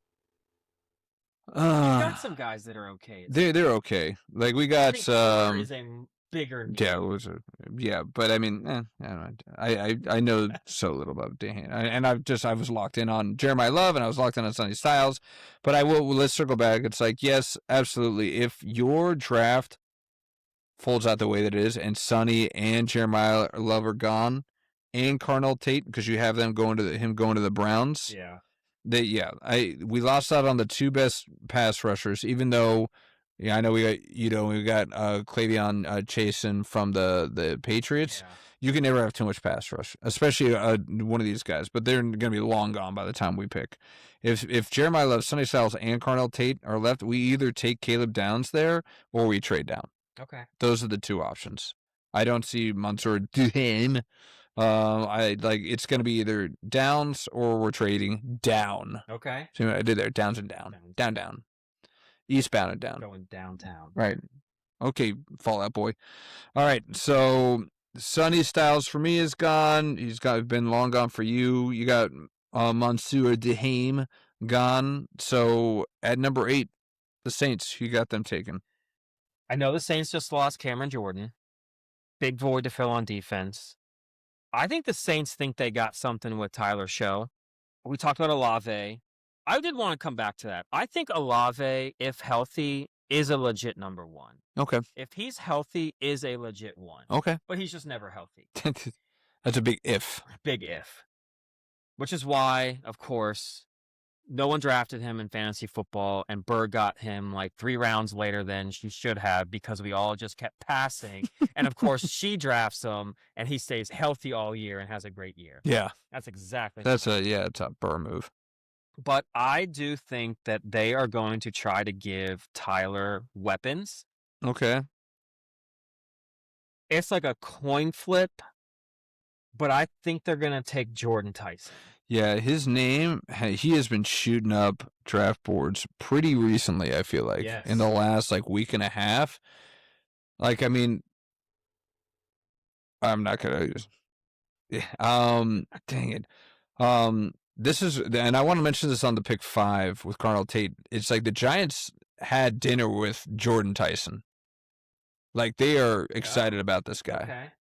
So I could see the Giants, and I'm getting ahead of myself, but since I don't have it on my board because I haven't taken Carnell Tate at 5, I could see them taking Tyson at 5 or 10. But yeah, he's been rocketing up people's draft boards. He scares me with so many injuries, and I know that and they're serious injuries, and it's they aren't related. It's one's a knee, one's a leg, but it's you can't stay healthy. I'm sorry. It's you're getting the injury prone tag before you come into the league. That's a steep hill to climb. It is. So good on you. And I'm glad that he's shooting up because he's uber talented, obviously.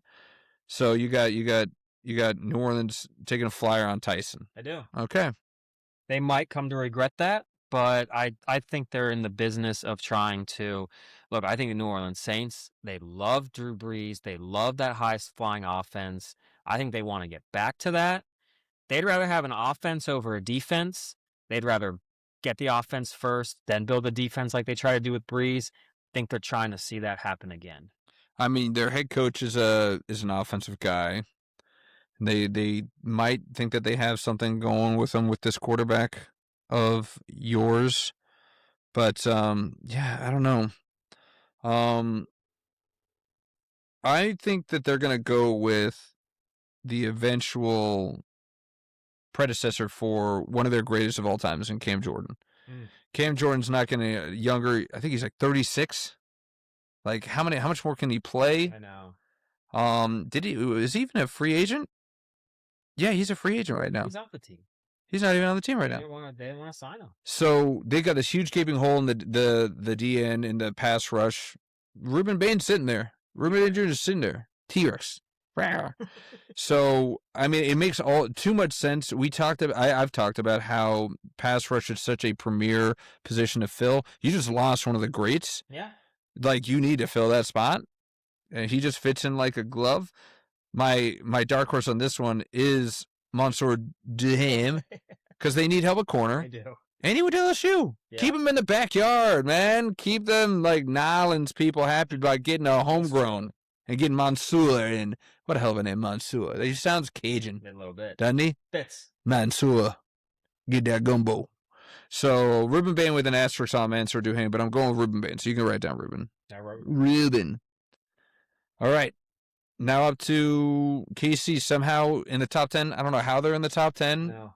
It seemed like they were in the Super Bowl 2 years ago. Somehow they get a pick in the top 10. That doesn't seem fair, but, we'll see. Hey, you have one bad year. That's all it takes. Don't happen. Yep. So this is a pick where I'm like, I really don't know where they could go here or what they would want to do here. So I'm interested to see where you go, and I'll kind of share with what I'm going with this. I had seen a lot that they were also looking at wide receivers. I don't know why with that team they would try to add another one, even though I do think we did talk one of our first few episodes and through the year or through the rest of the season that maybe those wide receivers just aren't that good. They are really fast. I just don't know. You've got so many of them. They're under contract. I don't know if you add another one in there. Yeah. They do need some defensive line help. They need some edge help. Karlaftis is good. He's not great. Yeah. He kind of, it helps when Chris Jones is getting doubled and lets him do some work. But that's where I think short arms comes in.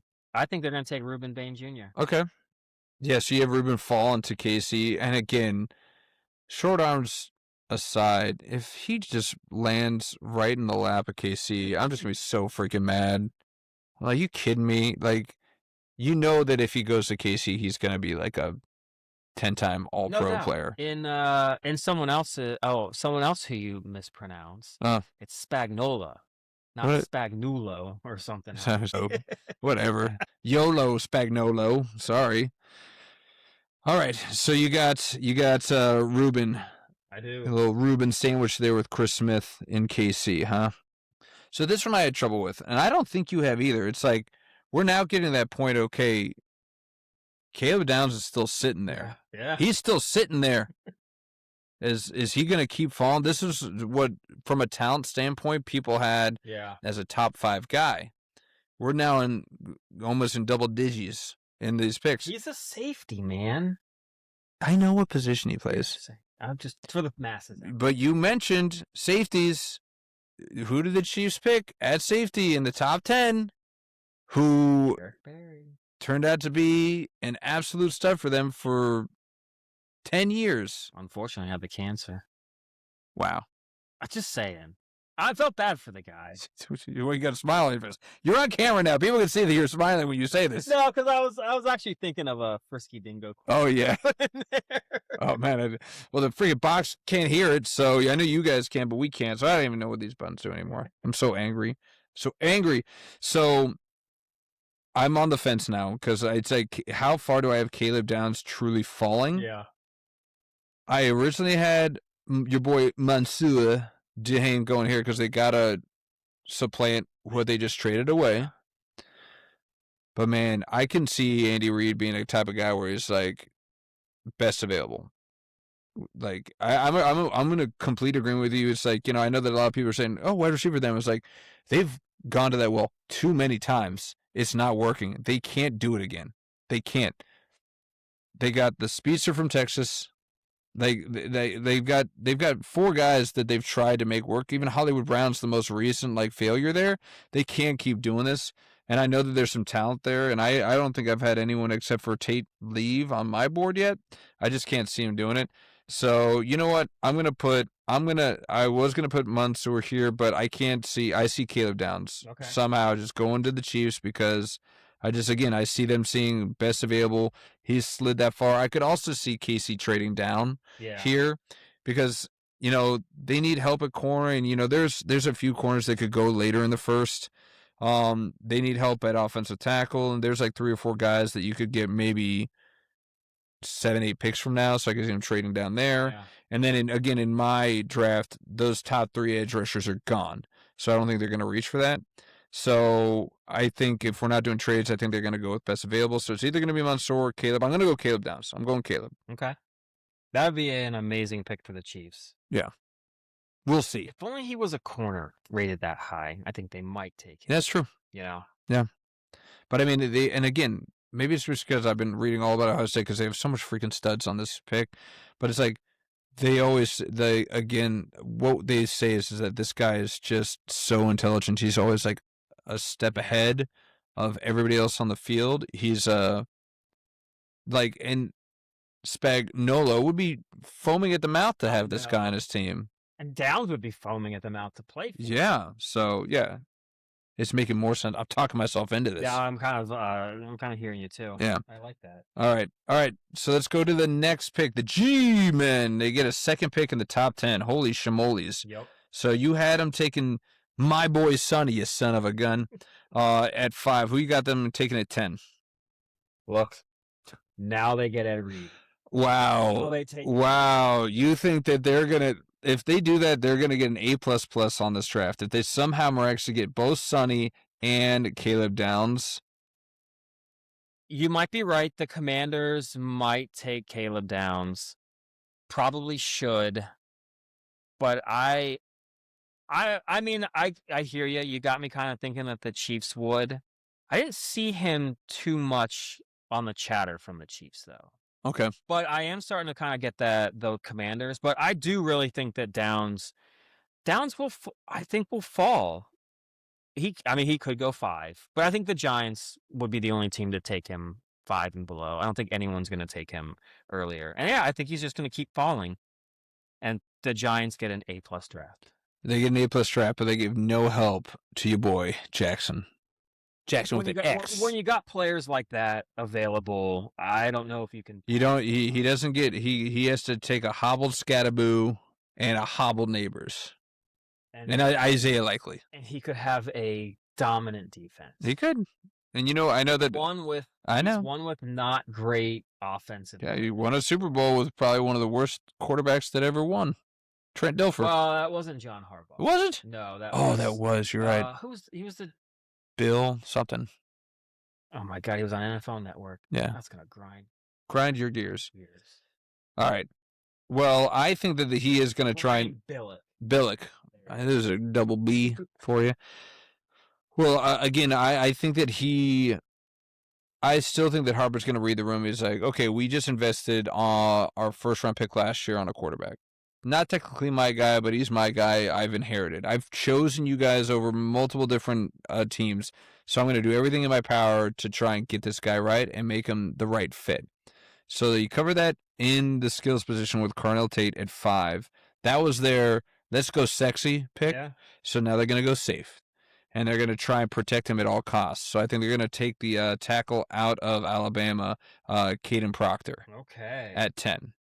Completely different. I went defense. You went offense. I know. See who knows the Giants better. Yeah, it's probably you. Because you know Harbaugh. He was in your division for the longest time. You know Harbaugh. But again, it's just I'm trying to read. They've got so much pass rush that's capable on that Giants defense. So I think that they're going to lean on that pass rush. Okay. And they're like, what do we need? We need to shore up our offense. Because our offense was poopy last year. It was. And we saw Jackson Dart get probably one identified, but probably 5 true concussions last year. Yes. We got to keep him upright. Let's get him some safety, and let's get him another weapon to kind of shore up that group. So that's where I'm going with this one. Trying to support that supposedly franchise quarterback. Yeah. And I'm hoping that Harbaugh can talk some sense into the guy. Actually, I'm hoping he doesn't. I hope he just keeps getting concussed, and he'll have a glorious life because he's getting paid millions, and his girlfriend's like a smoking hottie. You just jelly. Yeah, a little bit. Yeah. You really don't like him, though. I don't like him. I don't like his swag. I don't like his, it's just something just drives me nuts about him. I don't know. I can't place it. I don't know if it's I'm trying to get off the hate train. You're putting me back on the hate train. Toot toot. All aboard. Toot toot. All right. So okay, now we got a fun one here where this could go all sorts of different ways. We got the Dolphins. We got DW's Dolphins. DW, you're not fooling anyone. You're not a Seahawks fan. You're a Dolphins fan. Stop pretending you're a Seahawks fan. I love that bit, though. Yeah. Like him and Ill Will, both are Seahawks fans. They're the 12th man. Yeah. Who's the 1? Who's the 2 there in the 12? In Ill Will and DW. DW called it first. So he's the 1 and Ill Will's the 2? Okay. Miami, Jesus, you could go pretty much best available here, I suppose. But who do you got them taking So at I 11? actually just went straight best available, and more I looked at the draft, I was like, I just can't imagine one of those offensive tackles not being taken in the top 10.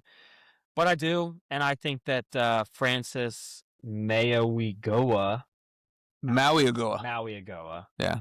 is going to go to the Dolphins. That would be a hell of a tumble for him. And, I mean, they'd be protecting, I guess, their franchise quarterback in Malik Willis. It's almost the way I'm looking at with your Browns. Have a guy there who's going to be there for when the team is ready to build. I mean, A-Chain is their only guy, so maybe they want to at least make sure they can run block for him. Yeah, that's true. They're just going to, or pass block so that they get enough time for A-Chain to run that choice route and just, he's got to go like number 1 in fantasy football, right? A-Chain? Maybe. I mean, spoiler alert here. Yeah, maybe. I mean, it's just, he's going to get, if you do PPR. I don't know. It's like, I'll be honest, and if Bijan's there, I got to take him. He's just reliable. But anyways, we're not talking about our draft. What are you doing? We're talking about the real draft, not our fantasy draft.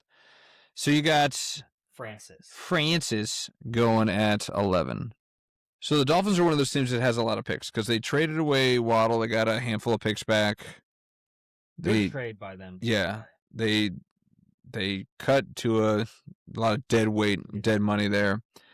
And they brought in Malik Willis. They brought in the Packers defensive coordinator. And maybe I overanalyze, okay, who's coming in? And it's a new coach. I'm like, who's coming in?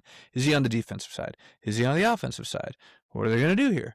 I go back to when DeMeco Ryans became the head coach for the Texans not too long ago, right?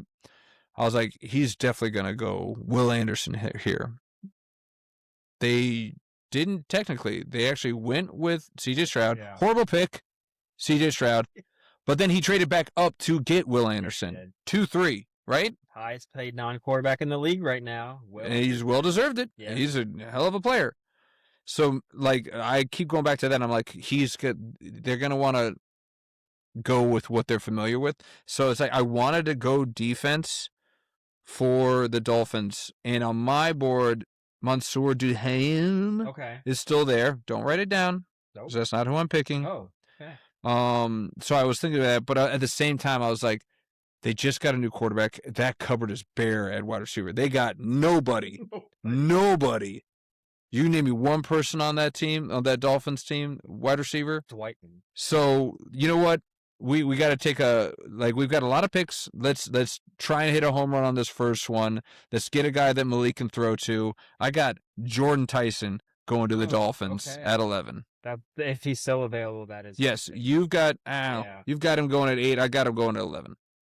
Jordan Tyson. Poor Jordan Tyson. Poor Jordan. I was like, all the injuries, that wasn't punishment enough. Now you got to go to the Dolphins. Yikes. But I mean, again, the sky's the limit of the sky if you can stay healthy. I know. So talented. They need a true one. Other than Jamar Chase, what rookie can come in and be a 1? It's hard. I think that is one of the kiss of deaths in the NFL. You draft a guy, a wide receiver, be your 1. You don't even know what it. Even Justin Jefferson, he didn't come on until the second half of that rookie year. Yeah, and that's Justin Jefferson. Yeah, but yeah. And that's what I'm saying. Even him. Yeah. Randy Moss. There are a few. But I'm kind of teaching your point. It's like they are the outlier. They're not the norm, right? But no, I mean, I don't know anything about their new war room. They got a new GM, their new head coach. I think they're going to be just floundering. They're like, okay, best available. But again, I could see him either going Jordan Tyson or in my draft, Duhaime because he's still there. But I'm going Jordan. I think we're going to know real quick that Dwight is still a Dolphins fan when they botch this draft and he just has a paragraph long post, multiples of them after each of the awful picks. Yeah. Could have picked this. Is he gonna take a shot of fighting cock for his own pick? Worst pick of the draft. Clank. Probably before the pick's even taken. He's just I already know what this is. All right. So this is a team that I think you said was going to trade up, but they were in our idealistic world, they're going to be staying at 12. The Dallas Cowboys at 12. I think they're going to either move up or back. I don't know if they really, and who I have them drafting, I don't think they really want. And so I think they're gonna move no matter. I think almost guarantee it. Semko lock. Semko lock. They're not going to stay at 12. No. Okay. Unless somehow, Oh, unless. like say Caleb Downs falls that far. But I still think they're gonna move. Okay. But if they're staying, I think they're gonna get Caden Proctor.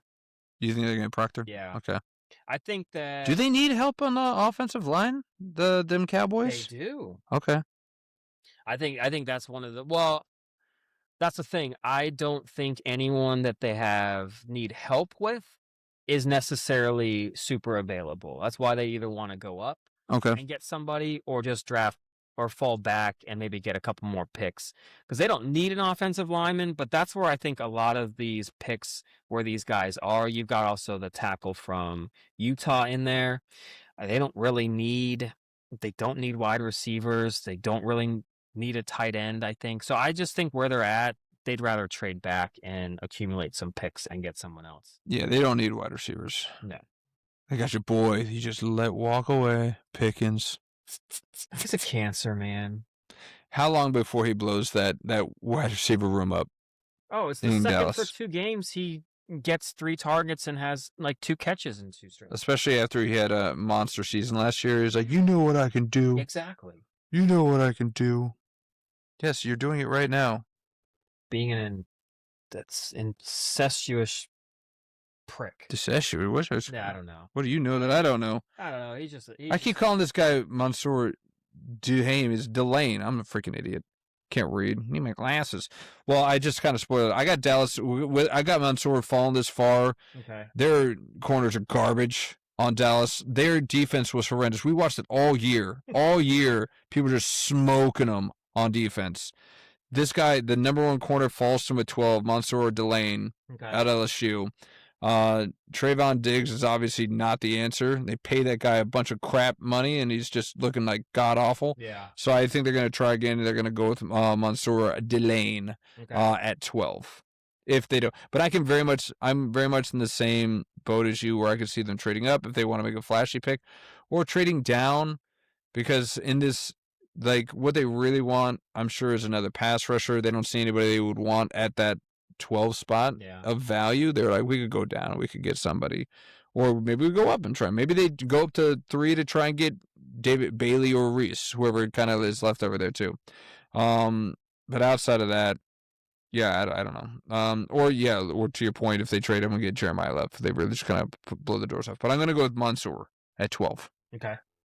All right, so next up, lucky 13. You got the Rams, the LA Rams. Your Rams. Oh, yeah, you boys. Yeah, you love you some ramming for sure. Well, who you got, man? Come on. Who you got? The Los Angeles Rams. I think they're looking to fill the void left by, I already forgot his name, Aaron Donald. Oh, okay. DT. All right. Yep. I think they're going Akeem Massador. You do a Massador. I do. Okay. I do. All right. I think they feel like they've got the offensive pieces. Okay. They just need to shore up that defense a little bit better. Might take them over the hump for a Super Bowl. Yeah. I don't understand it, but I've seen a lot of mocks, and I know that you're trying to go in blind because you're like, I don't want to be distracted by what other people are saying. Yeah. I've seen a lot of mocks having Mekhi Lemon going here. Just cross him out. I don't think they're going to pick him. That just seems like a luxury pick. Yeah. I mean, yes, Devontae Adams is getting older. He had a resurgent season for you guys. Yes, Puka is messed in the head. Yeah. Still a great receiver. Maybe they know something about Puka we don't. Maybe they do. But yeah, all the buzz is on Mekhi Lemon right now. I love Mekhi Lemon. Yeah. I think I told you that. I thought that he was really just like the interviews were overblown for him. And I think that he's a standout and he could be so incredibly great. I just don't see that here. I see that being a luxury pick. Why not pick a guy that can continue to help you protect your most valuable player in Matt Stafford? Their offensive line was not fantastic last year. He did have moments where he was scrambling around for his life. Yes, sir. So I got them taking the big man out of Georgia, Morgan Freeling, at 13. Because I already got Proctor off the board. And again, if I could rank premier positions in drafts, it'd go quarterback, edge rush, and then tackle. It's true. So it's like if you're looking at best available here, I think they would take him. If it's Proctor or Freeling that's available, I think they're going to go offensive lineman there. To protect the other Bulldogs. There you go. Yeah. Yeah, full circle. I like it. That is a good pick, man. I'm sleeping on the offensive lineman. I don't know if I just want to go for the sexier guy He liked the in my sexy. draft, but yeah, offensive line. I don't know. I feel like you're right though. They are just offensive tackles. They are just what's really gonna make your team better, and you're not gonna notice it. Well, and you were going on the other side. You know, you went in the trenches. We talk about like we both are in the frame of thought of good teams win in the trenches. So you're just going on one side and going on the other. Yeah. That's it. All right. Got the Ravens, your favorite, the Baltimore Ravens. New look Ravens, new head coach, new OC. You know, Lamar's still there. I know. But what else is new, man? Who you got helping out Baltimore trying to take down your Steelers? I think they're going to continue to just go down this wide receiver route. Man. And Lemon. Oh, you got Lemon going. I think that could be such a perfect pick. Once again, that front office just has probably the best wide receiver in the draft sitting right there for him to take. Yeah, that does seem like just a Baltimore move where they just have the best thing available that they need. Yeah, this is exactly what we needed. Yes. It just fell right into our laps. Yep. Kyle Hamilton all over again. Freaking Kyle Hamilton. Could have been a Commander. I know. Could have been a Commander. And they wouldn't even have to worry about taking Caleb Downs. Great. Whatever. I like that pick. I think that they've been burned too many times. They got Zay Flowers. They've again, much like the Chiefs, they're like, we can't keep doing this. We can't keep taking first-round wide receivers just to have them be so-so. Also Rans. Yeah. Like, so I say they're not going to do that. I think what they are going to do is they're going to be like, okay, Lively's gone. Mark Andrews is a year older. I got Sadiq. Okay. I got Kenyon Sadiq from Oregon going to Baltimore to fill what likely left. We know that Lamar Jackson likes throwing to his tight ends. Sadiq is an athlete.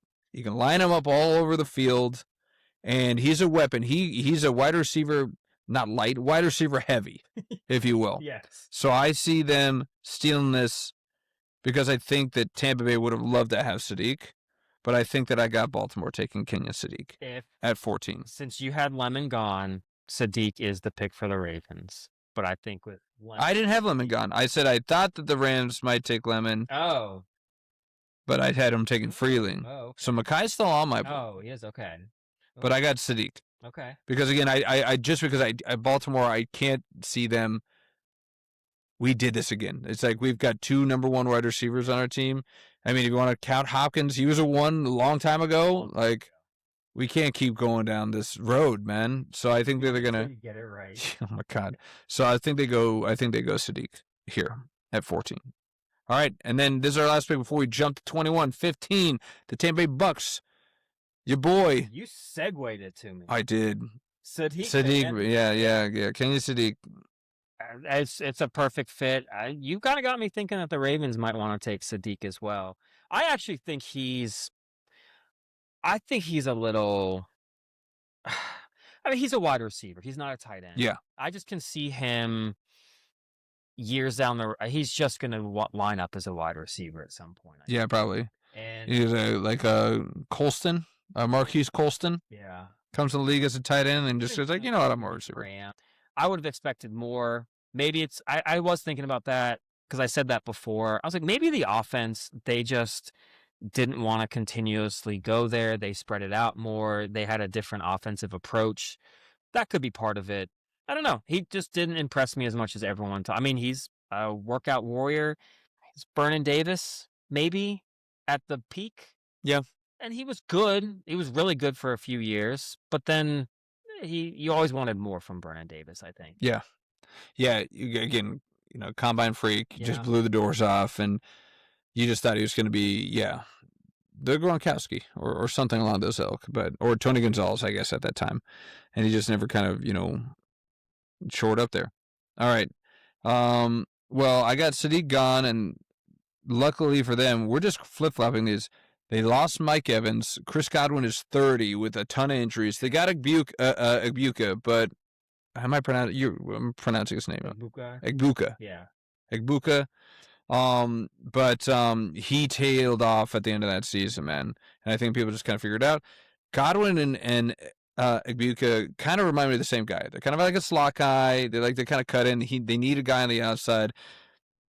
The new Mike Evans just falls in their lap.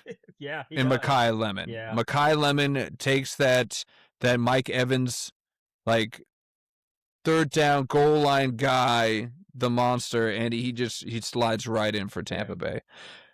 Everybody's hyping Makai, and I'm excited to see where Makai goes. And as long as he doesn't go into my division, I'm going to be rooting for him. I just think I think that this is a guy that you're going to see for a long time.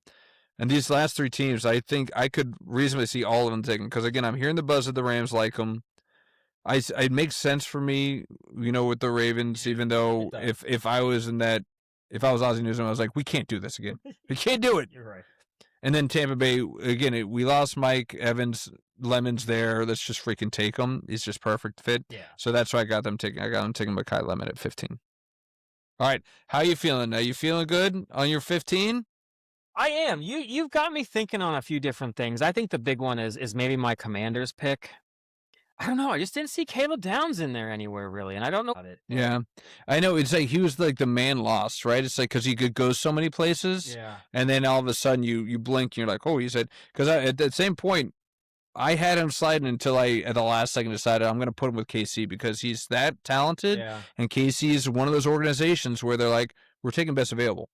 We're not worried about need. We're taking best available. And that's who we think is on our big board, and that's who we're taking. I just thought that, like, Kansas City, for instance, they seem to do what the Steelers did with wide receivers for a while. Just some guy, Emmanuel Sanders in, like, the 5th round. Yeah. Antonio Brown in the 6th. This Chiefs just seem to get these Pro Bowlers.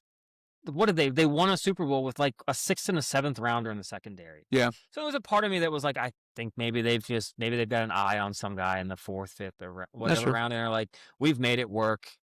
Maybe we can just rather have a strong edge rusher. But yeah, I mean, going through this draft with you, it's just I feel like any team is going to have a choice at getting someone that's going to infinitely help their team. That's the hope. I mean, I think everybody is. This is, and maybe that's the part of the great thing about the draft is that it's all hopeful. Everybody's just like, we're super hopeful. It's like looking at your fantasy sports team after the draft. Yeah, like, how could I ever fail? Like I did with my baseball draft. I'm like, I look like a genius, and oh my god, we're not gonna go there. But yeah, to be an uncharted territory. Man, yeah, I'm gonna be last for the first time, I think, in my fantasy career. Screenshot that. No, you can. That'll be your backdrop for the next. You'll have a virtual background, and it's gonna be me in last place. Yeah, the Sunny Styles pick you did terrifies me, God, because it's like, again, there's a couple guys that I really like. Jeremiah Love, obviously, I love Sunny Styles, and of course the pass rushers up top. They all fall. I don't know what the hell we're gonna do. Like I'd be okay with Caleb Downs, but that's high. I'm not a guy that wants to take a guy in the top 10 at that position. Me too. But if he's the best, he's the best, so who knows. All right, but let's time travel to pick 21. Yes. And then we're just gonna go right there. Who you got? Pittsburgh, your Steelers at 21. Who you got? At this point, if it's anybody other than Ty Simpson, I will be happy. You sent me that super report. I did. Adam Schefter. I'm so nervous. Yeah. And then after Ty Simpson just said about Indiana and their defense, they didn't do anything. They didn't do anything exotic. They just, you're like, no. So you knew what they were going to do, and you still couldn't stop them. You still couldn't make the right read and throw when you knew where they were going to be. Yeah, that's the quarterback that I really want on my team as a first rounder. No. God, I hope the Pittsburgh Steelers saw that and said, you know what? If we had a doubt we weren't going to take him, here's our doubt. We just ain't going to take him. If he's somehow available in the 2nd round, I mean, okay, take a flyer on the guy. The No. Not that draft capital. Absolutely not. I want us to go back to, and I just don't know if we are, because we went and hired Mike McCarthy. There were so many good young coaches out there. Makes me think that the new Rooney just doesn't want to do anything that his dad did. I'm gonna hope that's not true. And Okay. this is me just picking with my heart Uh-huh. because I just want the unsexy big mama jamma, and I'm being a little bit of a homer. Yeah, there you go. I'm going Penn State with Ulai Vavenga. Yo, yo, yo. Ione. There you go. There you go. Good try, man. You did good college try there. I know, yeah, the unsexy pick, but I've been seeing it. I know you have too. Offensive guard for Penn State, Yes. keeping it at Joey home. Porter Jr. There you go. He's done okay. Yeah. So let's keep it. Let's keep it with some Penn State Nittany Lions. Okay. I'd be happy with any offensive lineman they take in this position, who best available. I think he's at this. I think he might be the best available at that point in time. Yeah. If that tackle from Utah is somehow still available, they should take him. But I think he'll get taken. So yeah, that's what I'm going with, and I will be happier than can be with that pick. Okay. All right. Um, you know, I was taking all that hype. I thought you were going to take wide receiver. You're talking all this crap about the Steelers taking a wide receiver, taking a wide receiver. I don't think any are good there to take. I think that you guys are really going to play with the idea of Omar Cooper there at 21. And I know you love it because he went to Indiana. National champion. But I wasn't a believer in that. I wrote this down. I was like, this is who Semko's going to pick. Because you wanted some of the section. You had been talking about wide receivers. So I was like, Omar Cooper. He's going to want to pick Omar Cooper. That's who he's going to want. I can definitely see the OG. I can see the guard out of Penn State. Again, it just makes sense. It's a very Pittsburgh move. And, it's got all the smackings of a Pittsburgh pick. He went to Penn State. I know. He's a bloody knuckles kind of guy in the trenches that's just going to protect our quarterback, whoever that may be. Yeah. But I also looked at your secondary, and I was not enthralled. Jalen Ramsey's great. Yeah. He's getting older. I mean, the other guy was getting smoked all the time. Joey Porter Jr. is okay in some points, but he's not great. So I was actually looking at Jerron McCoy, the corner out of Tennessee, as a potential for the Steelers. I think he'll be taken by then, but I wouldn't be mad if we got him either. Yeah.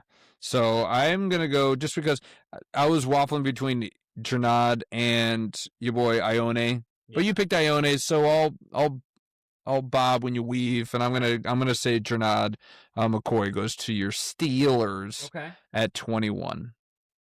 All right, man. So good luck to you. I mean, this is one of the only times I'll say good luck because, again, I'm trying to stay hopeful for you, man. Hopefully you get who you're looking for. I've very rarely been down that low in a draft at 21. We were there, last year? And, we a couple years ago. I'd almost rather just a period of sustained success and maybe not make an NFC championship game, but at least be competing for a division title, wild card for 4 or 5 years. Oh, thanks. I would really want that because this spiking that goes with you. It's a roller coaster ride. It is, and I think you guys need. I can't live. It's like my ticker can't take it. That's what I'm saying. I want you guys to live long. I don't want you to just get severely disappointed after a great year. So I honestly hope you guys get Sonny Styles. God, I hope so. I do. I've already it's sad, but the ship has sailed on Jeremiah Love. It has. That's just not happening. Someone's gonna just salivate and foam at the mouth, and either Tennessee's gonna just take him at 4, or somebody like you said is gonna trade him and try and grab him, which sucks. But Sonny Styles is a hell of a consolation prize if we can make that happen. Yeah. If your freaking G-men do that to me, I'm gonna be so mad. So mad. Be like, called it. Yeah, you did. Yeah. And I've already told you, it's like I don't want Carnell Tate. God bless him, but it's like the fact, and this is not a dig at Carnell Tate, but again, I've even looked at mock drafts, and they're all the teams that they have Carnell Tate going to. Again, he's not the one. It's like I've seen him go to the Giants. He'd be a 2. Us 2 to Terry McLaurin. It's like, why am I wasting a first-round pick on a second wide receiver? He should be a 1. That's kind of what I was thinking of when I was the Browns. They don't have a 1. They got Jerry Jeudy, and he'd be like a 1A, 1B type situation. Yeah. But yeah, that makes sense. Yeah. That makes sense. Once again, top 10 pick to be a 2? Yeah. Doesn't make sense. But whatever. That's our NFL draft. We're sticking to it. Excited to see it. Sad I won't be doing it with you. That would have been a great. Maybe when we build up to this next year, we'll do it right next to each other. Yeah, That'd be fun. they will. It's like we'll get I'll get a big 100-inch, and I'm like, babe, it's for the podcast. Yeah. It's for work. We could write it off. Can we? I don't know. Maybe, yeah, sure. It's like, do we have a tax ID already? Oh my god, it's like I just got done with taxes. How are your taxes, by the way? Did you get those done? I think my wife got them done on like January 1st. Not me, not this guy. 2 days before, Nice. right at the end. I had a lot of stuff going on, but I got it. You did. Yeah. Which is why maybe before all that stuff you should have done. Nah, it's not going anywhere. Done. It's Yeah. done. It's done. And we're done. I already got the approval that they've been submitted and approved. I'm like, okay, great. Or I don't know if it's approved, but they're like, we've received them. Okay. I'm like, okay, you've received There them. is a part of me that I really do kind of want to see Work Bigo. Because I don't think Work Bigo would be a procrastinator like he was with these taxes. No, yeah, I don't like doing that. I just like having stuff set so that I can play later, right? Yeah, like I can do this later. It's like I can't procrastinate at work and still do this. That's not happening. But yeah, so we've procrastinated long enough with the NBA playoffs. You know, you're kicking and screaming. You have me doing this, but we got to talk about it. Okay. It's the NBA playoffs, man.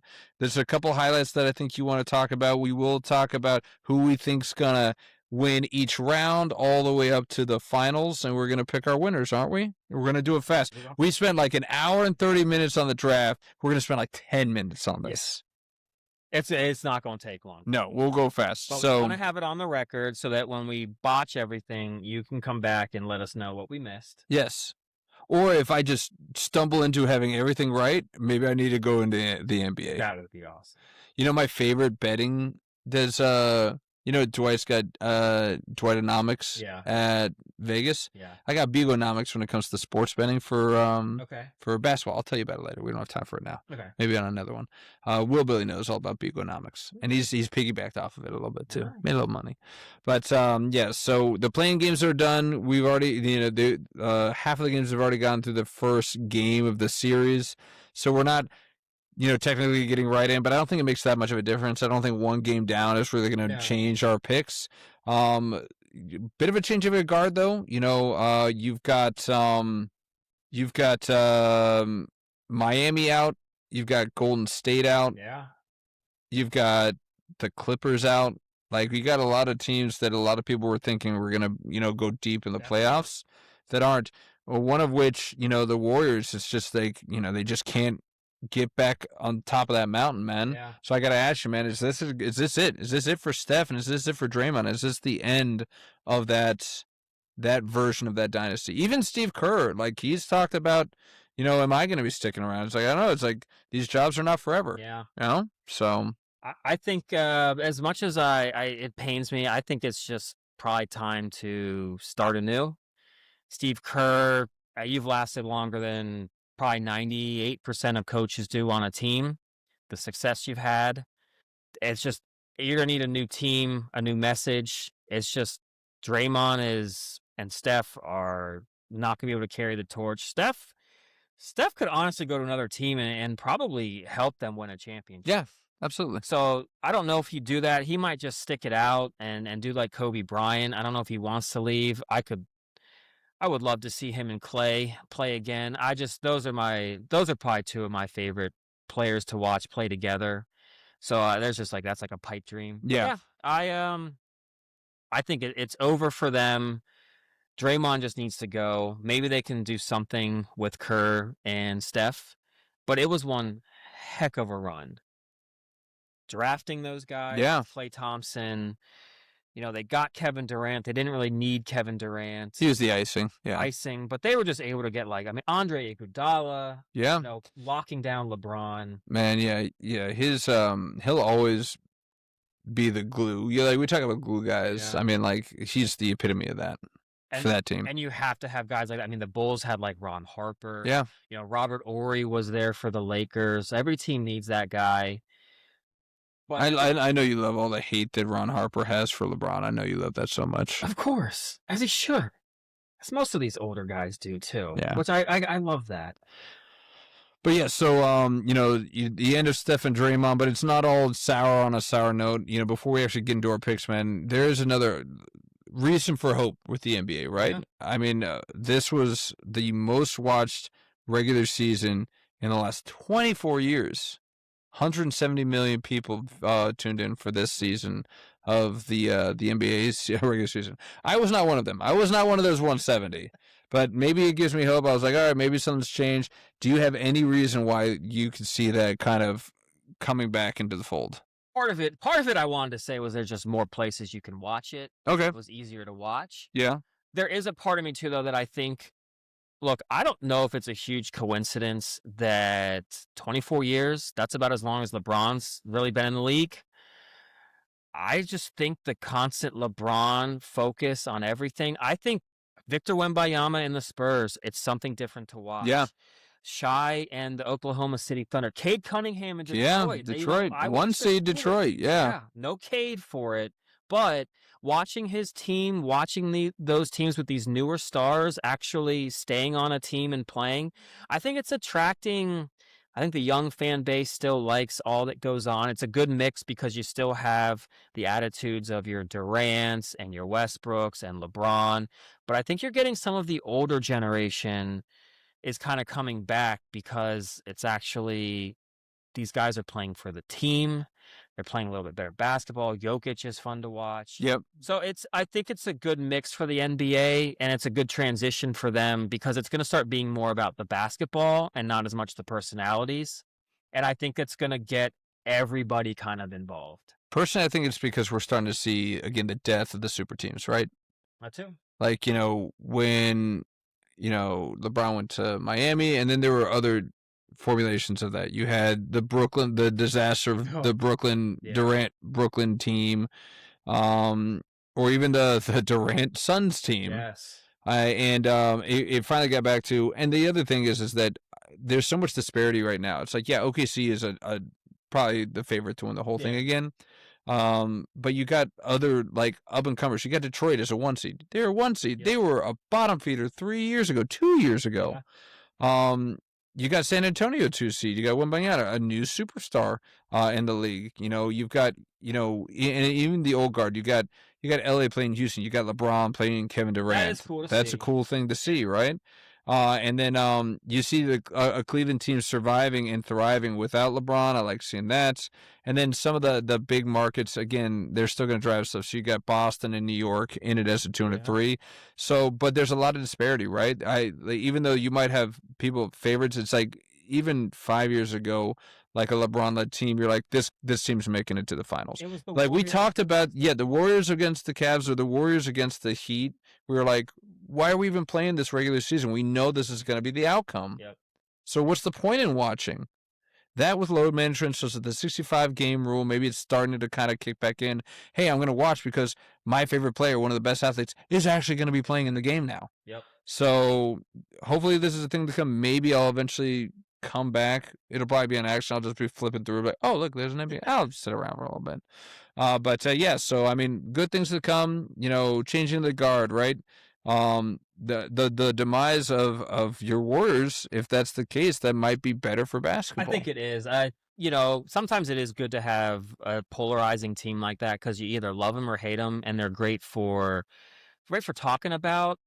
But when you know that they're just going to steamroll into the finals, it does lend to one of those why kind of watch, other than if you just really want to watch a guy play, but they're just kind of randomly tuning in. Yeah. You're right. The super teams being gone, and plus that doesn't dominate the headlines even during a season.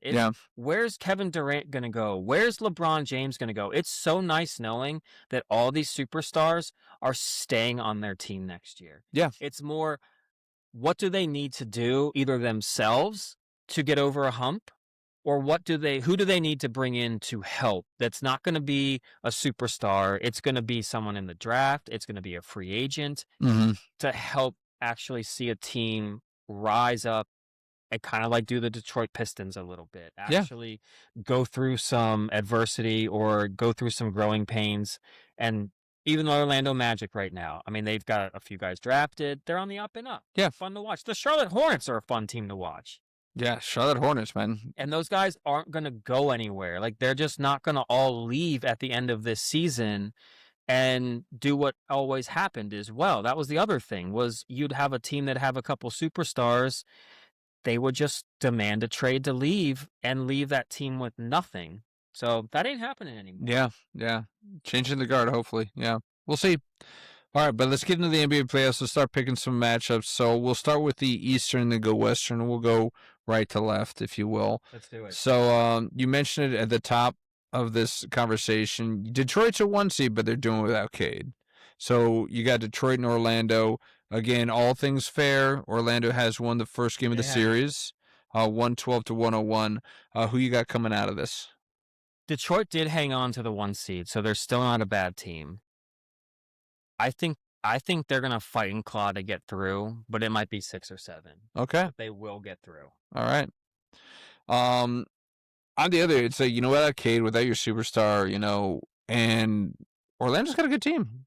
They got do they got both or one of the Wagner twins? They got the Wagners, Franz, or is it Franz? Maurice. They got Franz. Yeah. Franz. They got Franz Wagner. They got Paolo Banchero. They got some talent on that team. Roll. Yes. It's my Cardi B. Okay, baby. So yeah, I got Orlando surprising people. Again, it's a shame because you'd like to see Detroit finally getting to the top of the mountain and have their best guy. But I don't know. I think that Orlando, and they won the play-in game. They lost. This is weird. They lost the first play-in game, and then they won the second one, so they're in. I know. This is weird. But I think that they're motivated, and they've got enough talent on their team that I think that they can pass the Pistons. And again, if the Pistons had been there before, if the Pistons made it last year and they were a 1 seed or even close, and they fell flat on their face, I feel better for them now. But now they're the 1 seed. Yeah. So I feel like this might be I'm going to fall flat on my face, and then I'll be ready next year. Yeah. So I got Orlando beating Detroit. Now, big upset. 8-1. Ooh. Yes. Hey, come on. Give me my big upset. All right, so Cleveland, Toronto, man. Who you got in this battle of the borings? I know. I have Cleveland. I think they want to. I mean, they were the 1 seed last year. They got upset by, I think, the Pacers, if not the Knicks. Hey, DW's Pacers. DW's Pacers. Where are they right now? Fan. Yeah. They're fighting. They're probably going to get the 5th draft pick overall, so they can't get any of the big 4. But no, I think the Cavaliers are just better than the Raptors. I don't really know much else about the Raptors other than they have overpaid quickly. Scotty Barnes. They do have Scotty. They got a lot of random I guess cast offs, right? They got RJ Barrett. You remember RJ Barrett from Duke? On that Raptors team. They got Brandon Ingram from Duke. They got a lot of Dukies. And of course they got Scotty Barnes, who's like their one, right? From Florida State. I did just like it. I'm not gonna lie. Come on. But I mean, they've got some talent. They've got raw talent. But again, Cleveland, they added James Harden. They got Donovan Mitchell. They got Evan Mobley. They got Jared Allen. Yeah. They got a D Wade on their team. Do they? Yes, they do. They got Dean Wade. He's a white boy though, so they got Dean Wade and Sam Merrill. Sam Merrill, white boy that can shoot. Yes.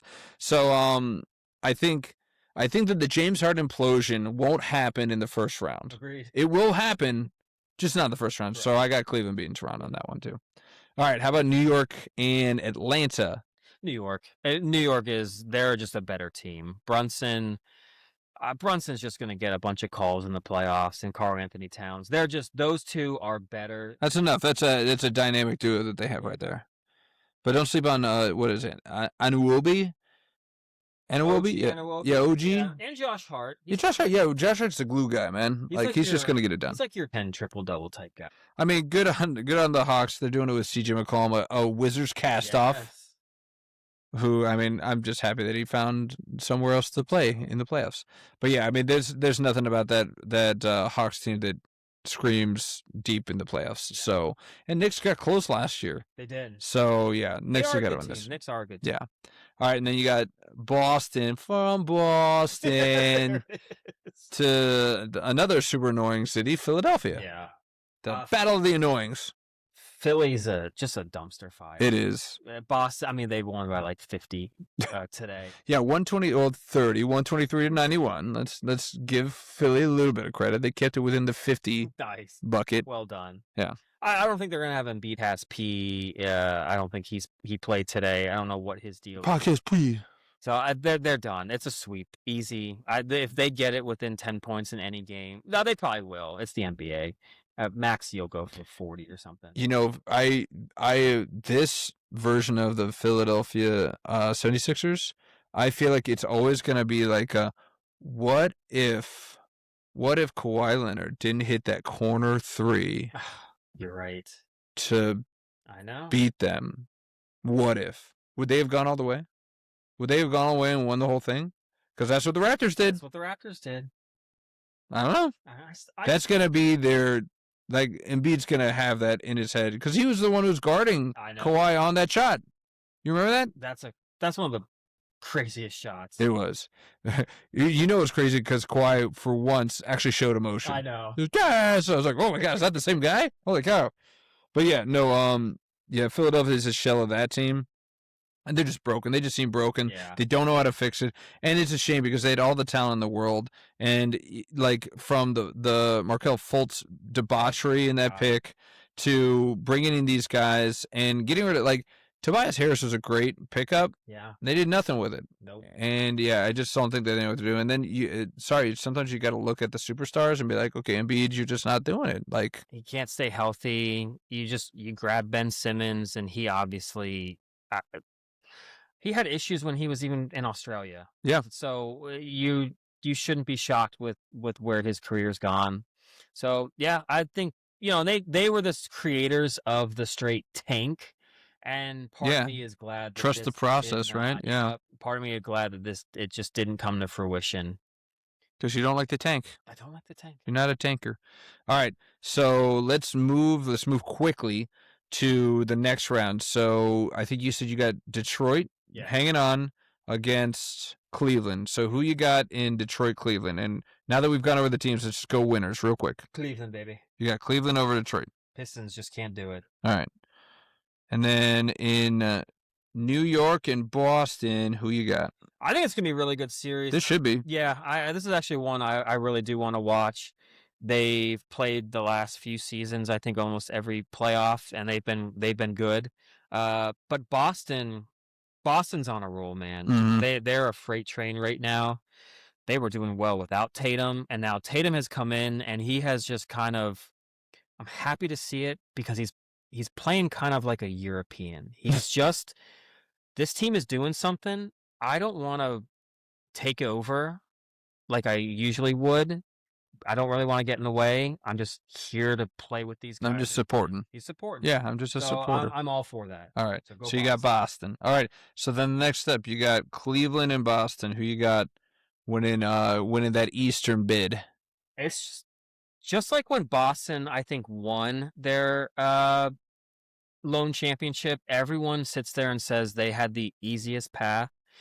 This is an easy path because Cleveland with James Harden in a conference finals, you're going to see the same James Harden. And I think they're going to steamroll. They might lose 2 games. Yeah. And it might be to the Knicks. And that's it until they get to the finals. Okay. So you got Boston being the Eastern finals champ. All right. I got Cleveland over Orlando. Orlando sneaks past Detroit on a half healthy team. Yeah. But Cleveland's healthy and they've got a lot of talent, so they're just gonna kind of knock them out. And then I feel like this is the matchup. The Knicks and the Boston. My head says Boston all the way like you do, but I'm like, I don't want to see. I hate dynasties. Okay. I hate seeing the same people. So, and I want to believe in Mr. Zesty and Karl Anthony Towns. Okay. Mr. Zesty. He's finally going to come out. Jalen's going to, again, further supplant himself as a superstar in the league. Okay. So I got the Knicks beating Boston. I think that, to your point, Tatum's coming back, but he's still kind of trying to figure out his place on this new Boston team. And I think that becomes a problem because maybe Boston It's like, crap, Tatum, we need you. He's like, well, I haven't been the guy, and now you need me to be the guy. I'm not ready for that. And I think that maybe that kind of creates some squabbles. So I got New York beating Boston, and I got the same thing. It's like the James Harden implosion is going to happen. So it's just going to happen the next round. So I got the Knicks beating the Cavs, and I got the Knicks going to the finals. That would be good. That would be good for the league. It's a Knicks team I can kind of get behind. But yeah, it would be nice for them and the league to get into the finals again. Yeah. All right, so let's go over to the Western side. Go. So this should be a quick one. OKC Phoenix. Okay. They literally won by 50, I think, today. Wait, what do you think 30 is 50? They won by 30. 119 over 84. Okay. This is why there shouldn't even be a 9th and 10th team that can get in, because the ones you shouldn't lose by 30 points if it's the playoffs. That means you've got too many teams in there. I don't care if it's at home and you're the 1 seed. 8's enough. Hey, I got Orlando as the 8 seed beating. It's like when the Bulls didn't have Derrick Rose. They're completely gone. Remember when the Baron Davis Golden State Warriors as an 8 seed knocked off? Who'd they knock off? Oh, it was the Dallas Mavericks. Yeah, the Dirk Mavs. Games, yeah, like parties going on. Yeah, like me, you, and Will in one of the rooms. Bro, shut up. We're trying to watch the game.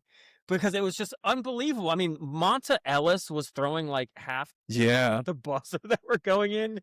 It's just destiny. It really was. Yeah. That was so fun. All right, so yeah, OKC blown by Phoenix. Yeah. I don't even know who's on. Booker's still on Phoenix? On Phoenix. Who else? They got the guy from the Durant trade, Jalen Green. Oh, okay. On Phoenix. Yeah, okay. That's going to do it. Yeah.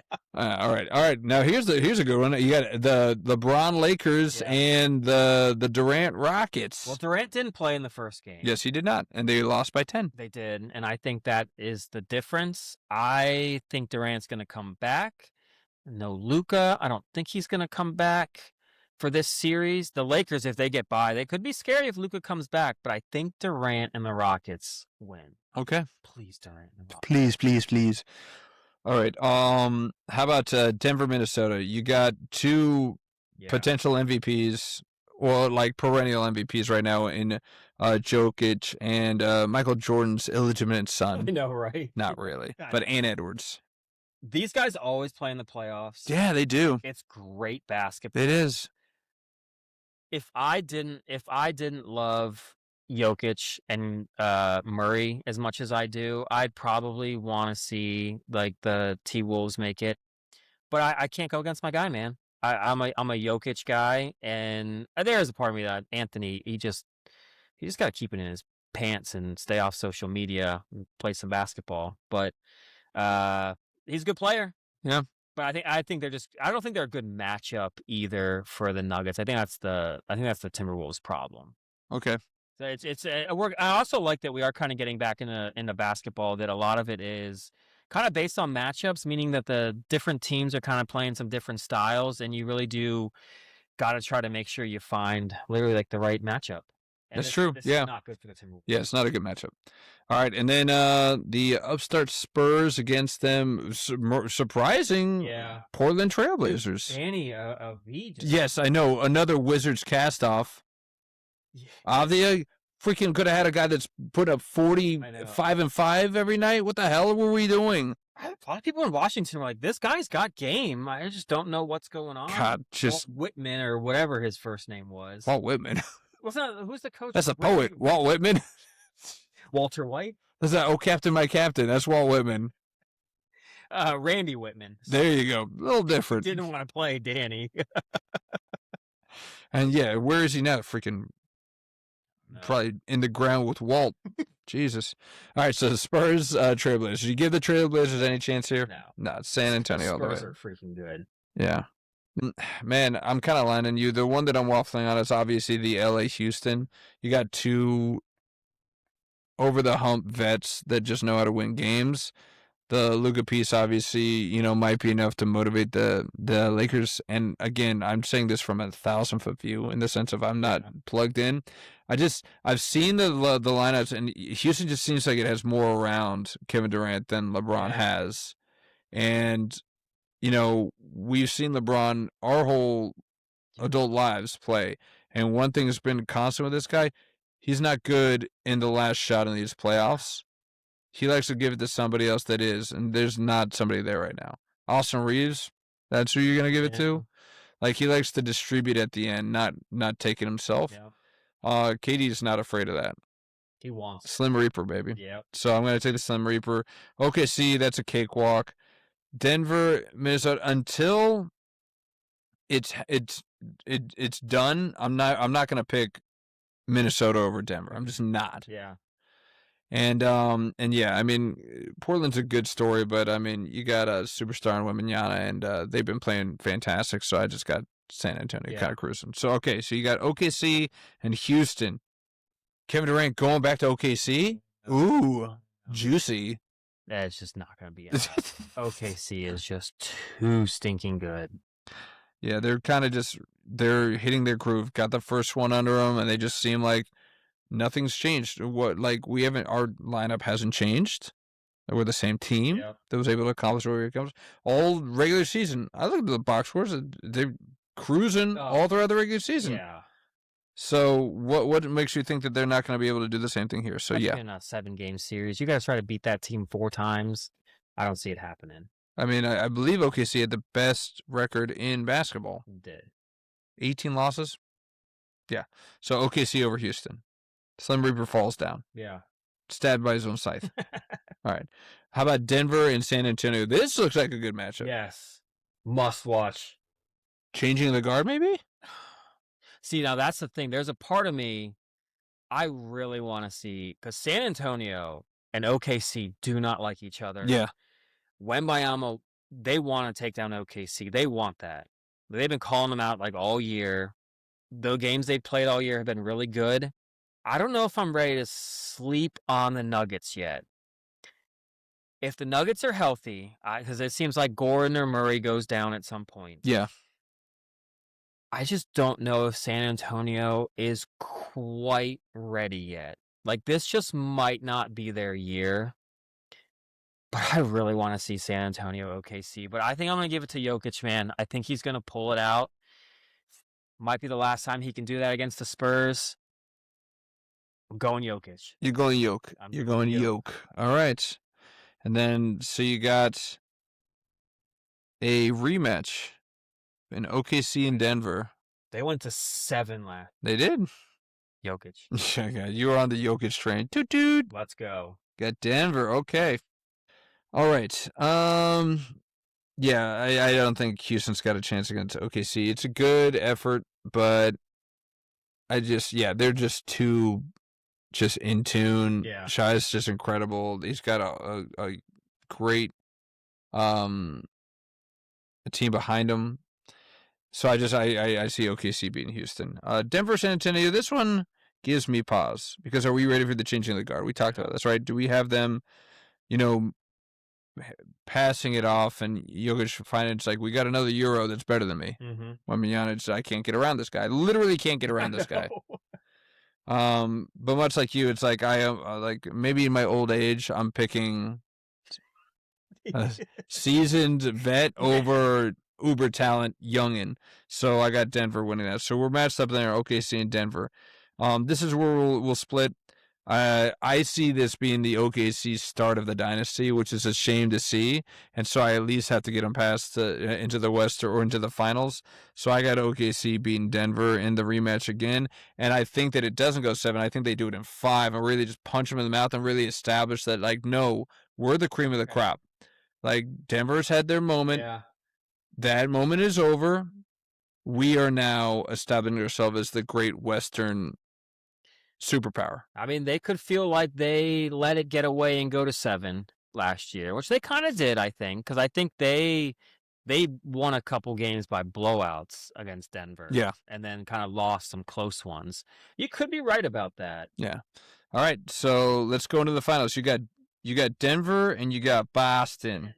So Denver, Boston, man. What do you got? Wrong. What chance to make it this far? But I'm Denver, baby. You got man. Let's you're on go. the yoga. He's redeeming himself, huh? All right. Get one more. This would be the last NBA championship he wins. Okay. Unless they somehow retool completely around him. I mean, Jamal Murray is a great He is. guard. He's one of the most underrated players in the league. It's because he plays next to a perennial MVP. Yes. It's hard, and it's like it's for being somebody that talented to take a back seat. That takes a special kind of person. And Klay Thompson. Yeah. Those two guys. I love both of them because of that. Yeah. So credits. So I want to see him win too. Okay. So you in that hard kind of do I it. know. I, on the other hand, I got OKC versus New York. OKC in 4. Yeah. Like I said, I just see a dynasty happening right before our eyes. They did it right. They built. They plummeted to the depths of the garbage for a long time, and then they just continued to build and build and build and build, and they've just kind of done it very, very well. Yeah.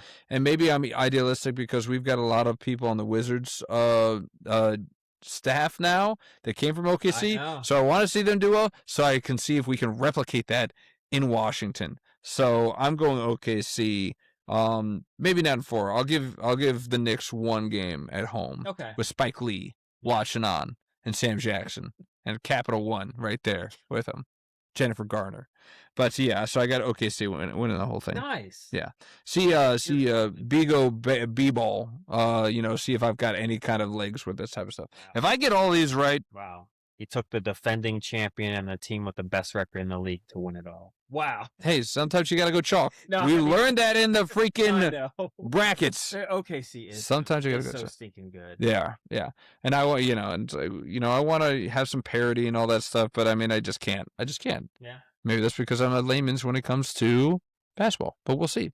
All right, guys, we're over 2 hours now, 2:13. I like hockey better than I like basketball. We can't leave this on. So let's crank this out really quickly. Let's go with, you want to go each round, or you just want to go who we got in the finals and who we got winning the whole thing? With a few little non sequiturs. A few little tidbits in there. Okay. I guess we'll do the Western Conference. Maybe I'll just say my piece and get to the winner of the Western Conference. Okay. And then you say your piece in the West. Sounds good. And we'll go that way. Yeah. Because we got the Avalanche playing the Kings. Mm-hmm. Avalanche are going to roll, but I just want to point out that, what's his name? Jonathan Quick is retiring. He is. He had probably one of the greatest runs with the Kings. Yep. They were an 8 seed. They lost 4 games total on the way to winning the Stanley Cup. As an 8 seed. As an 8 seed. Jonathan Quick was also the goalie in the TJ Oshie game, USA versus That's right. Russia. Great American hockey player. Yes. Just want to give him his flowers because he had a great career. He won 3 total cups. He did win 1 with the Vegas Knights a couple years ago. He wasn't the main goalie, but he won 2 with the Kings. But that run as an 8 seed. That's incredible, yeah. Awesome. Yeah. But Colorado rolls. Oilers, I love my guy. Connor McDavid, but he doesn't have Leon Draisaitl. I think they're going to get past Anaheim. The Mammoth are playing Vegas. Vegas just got John Tortorella. He's going to whip them into defensive shape just in time. The Mammoth are, once again, we're just old guys. We don't want the new guys. They got to prove it first. Yeah, they are. Is this their first year in the league, the Mammoth? Okay. First year in the playoffs. By the way, they should have been called the Yeti. That was their team. I know. Mammoth is okay. Yeti, way better. Yeah, way better. And the Stars versus Minnesota. Minnesota got Quinn Hughes at the trade deadline. American hero. America. But their game has completely changed. Dallas has made it to 3 straight Western Conference Finals. I know it's not the same thing, but they remind me a lot of the Capitals. They just kind of kept the same team around, the same team, added maybe super small pieces, but that core was there. Mm-hmm. I just don't think they get any further. So I think Minnesota wins. Okay, yeah, definition of insanity is attempting the same thing and expecting a different result. Trying to get a new coach. Washington did that. I just don't think they got the talent in the playoffs to make it happen. They're a power play team. You don't get a lot of power plays. So I got the Avalanche playing Minnesota. Avalanche. Vegas playing the Oilers. I think without Draisaitl and the goalie situation in Edmonton, it gets to them. So Vegas and Colorado. Yeah, I like Vegas. I also call it lost wages. Nice. Yes. Hopefully it went through. Yeah, I think it did. I wouldn't be surprised if Vegas does upset Colorado, because how often does the main team, top team, President's Trophy winning team actually win? Yeah. but I am going to pick Colorado. Top to bottom, they are really good. Yeah.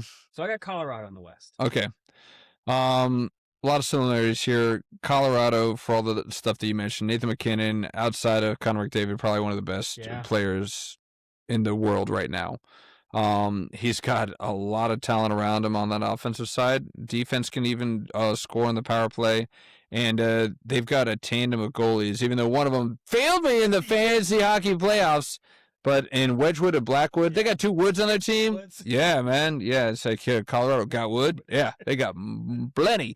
I see them. I just handling business with the Kings, the upstart Kings. Dallas, Minnesota. I'm kind of all over the place here. I think that Dallas. I'm going to go Dallas here. I can see this going either way. I just think that Dallas just got a little bit more firepower. Okay. And I just like Odinger, their goalie, a little bit more. I don't know why. I just do. For Vegas and Utah, yeah, I'm going to go Vegas over Utah. You know, Utah's an expansion team. They're still trying to kind of congeal, I guess you could say. Yeah. It's weird when you have guys all coming from different teams and you're trying to make this into a new team. It's cool when they do it. Vegas did it. I think that Utah's just a little bit too new to get that point, so I think Vegas is just more aligned and ready to roll, so they're going to fire off. Edmonton, again, bad spot with Draisaitl, but you marked that the killer's going to be their goalkeeping, man. They don't have a goalkeeper. They shuffle those guys in and out nonstop. I know. So they don't have an answer at goal. Maybe they get lucky and they get a goalie hot, because we've seen that. We've seen some deep runs in the Stanley Cup playoffs with just getting a hot goalie at the right time. I mean, 2 years ago, they had Stuart Skinner lead them to a Game 7 against the Panthers. Yeah. And he's been so up and down with them. Yeah. But he got hot. It worked. But that's just so hard to just rely on and predict. Jesus, man. Like, we saw with the Caps in their deep runs, too. It's like Hopi we had in like AHL, and he became our hero. He was benched for the first 2 games against the Blue Jackets. And then they were like, well, we got to try something. Let's put Holtby out there. Worked like a charm. So, yeah, but I got Edmonton beating Anaheim. Anaheim's, again, too young. They got this guy that I had on my team, Beckett Seneke. Yeah. It seems like the real deal. And they got the big bruiser Gudas. They do. But their goalkeeper Dostal is really good. They're a good team. Yeah. They're like a year or 2 away. Yeah, they are. They need a good coach there, too. Dallas, Colorado. I mean, I'm just going to fast forward this. I got Colorado going all the way. Okay. Colorado beating Dallas. I'm kind of the same with you. I got Vegas beating Edmonton. No, I'm going to give Connor's due. Okay. We talked about this. You root for Connor, like just you being the best player in hockey, and you can't get there. Like you got that last year, so close, Game 7. But you root for a guy because he seems like a stand-up guy. He does it the right way, and he's just so incredibly talented. So I'll give them over Edmonton, but they're not going to beat Colorado. So I got Colorado beating Edmonton for the conference final over there. How about the East side? Who you got? So apparently, watching some of the hockey, but also doing some of the research for this a little bit, apparently the Florida Panthers were just the perfect playoff hockey team. Yeah. Because everything I see from likes of Tampa Bay and Carolina, the 2 other best teams in the Eastern Conference, just couldn't contend. They just literally, what's his name from Tampa Bay, Kucherov. They had 2 guys like Bennett and someone else on Sam Bennett, yeah, that just shut him down. Yep. Same with Carolina. So they're out now. They're out. They didn't even make it. Bobrovsky sucked. Your boy, my first round pick. Dropped him. Hey, DW, thanks for picking him up because it didn't work for you either. But the Sabres being the 1 seed, they got that Luka Nauman guy. Yeah. He's awful. You love him. I hate him. I'm rooting for Boston, and I hate Boston because I don't want him to be any good. Lukaman has burned me. When I drafted him, you were giving me so much crap, and then I dropped him because you were saying so much crap, and I should have kept him. No, the Leland did start this other day, and Boston did win. But I just don't think – I think the Sabres run, it kind of ends when you get to playoff hockey, and Boston's got a lot of experience. Yeah. Same with Tampa Bay and Montreal. It just seems top to bottom, those lines, very similar to kind of Colorado.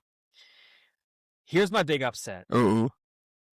Because I'm convinced if you just started Linus Ullmark, you would have the belt right now. He's actually played really well. Dude, the 2 games I started him, 4 goals. The 2 games I didn't, 2. Yeah. Oh, I know. hate him. But the Senators, the league fear the Senators. They tried. This is what you do when there's a really, really good team and you're weary of them. What's the first thing you try to do when you play them? You try to get physical. Drop close, baby. And the Tampa Bay Lightning during the regular season, that 100 penalty minute game, because they wanted to try to send a message because they're weary. And what happened as soon as the game started? Captain on cap. To Chuck, Jordan Stahl dropped them gloves. 3 seconds in. 3 seconds in.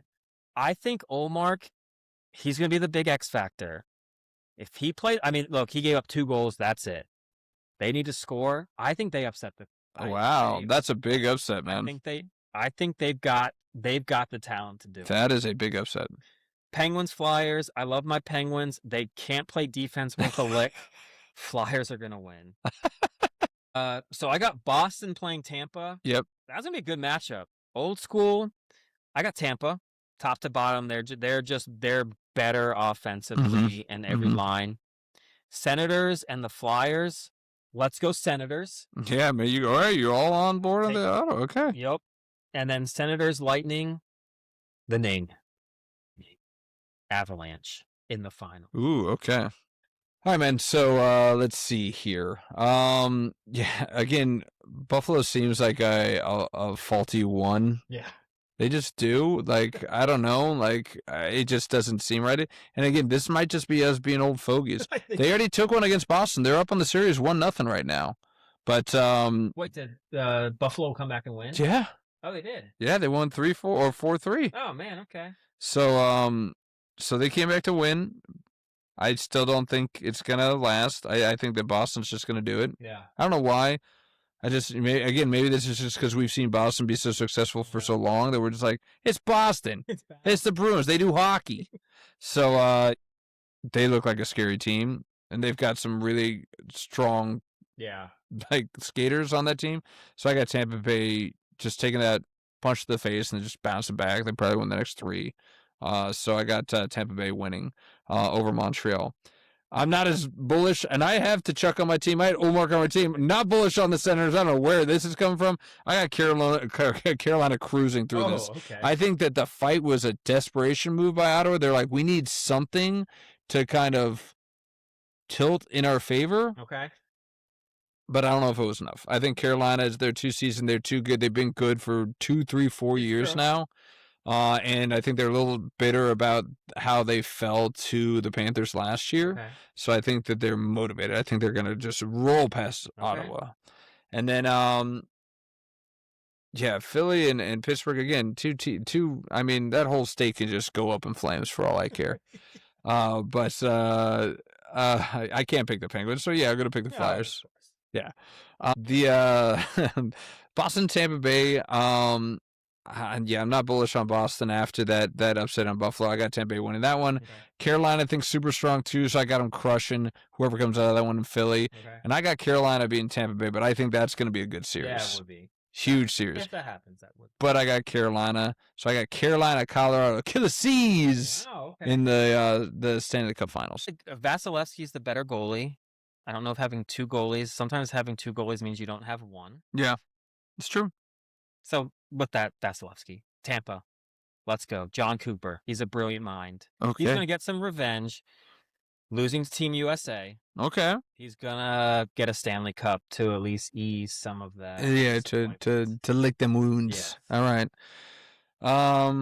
I guess, we were born on the East Coast, raised on the East Coast, so I guess we're Eastoid for life. Because I also got Colorado falling, but I got them falling to the Hurricanes. Okay. So I got Hurricanes beating Colorado in the Stanley Cup final. Okay.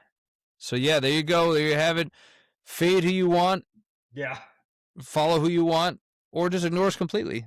I feel like it's a mixed bag. It's probably 33% split in between, right? 33, to infinity and beyond. But we're going to stop here. We have so much more to go over, but we knew this was going to be a long one with the draft. Thank you for hanging in. We did hit our 2:30 mark. Let's go. Back to normal. Man, but fun stuff. We got some things to talk about, guys. We got something really fun on the docket, possibly. That we're gonna need some unsuspecting candidates or some interviews, which we'll see if we have some volunteers or some involuntary volunteers, some nominees. That's a good way of putting it. Some more to come on that next week. We'll go over what we saw in that first round of the playoffs in both the NBA and the NHL, and then we'll do our recap of the draft. What we got right, what we got wrong, what teams we think had the best draft. Let's do it all, man. It's going to be a lot, but we're going to try to fit in. We'll try to fit in some more non-sports topics a little bit. The draft got away from us a little bit. Yeah, we got a Guinness World Record, and we've got a new dating idea. Yeah. So, yeah, a lot to go over on the non-sports stuff. And I got to give you your top May movies to watch, man. Yeah, it's going to be a big one. Yeah. Maybe some of the series won't be that good, and there won't be that much to talk about. Maybe. So we can just... Well, you know I'm not going to have anything to talk about the NBA. I'm like, yeah, that's what I thought would happen. Actually, I think we're not going to mention the NBA until maybe the finals. Yeah, we did our picks. We don't need to go any further. That's all right. So, no NBA next week. It might be a little bit of NHL, a little bit of NFL draft, and we've got a few other fun things. Oh, it's going to be a good one. So maybe I'll get this freaking board to work. We're working on it. We're trying, guys. Yes. Sorry. But yeah, we're gonna try to make it all work. I'm trying to get the outro going.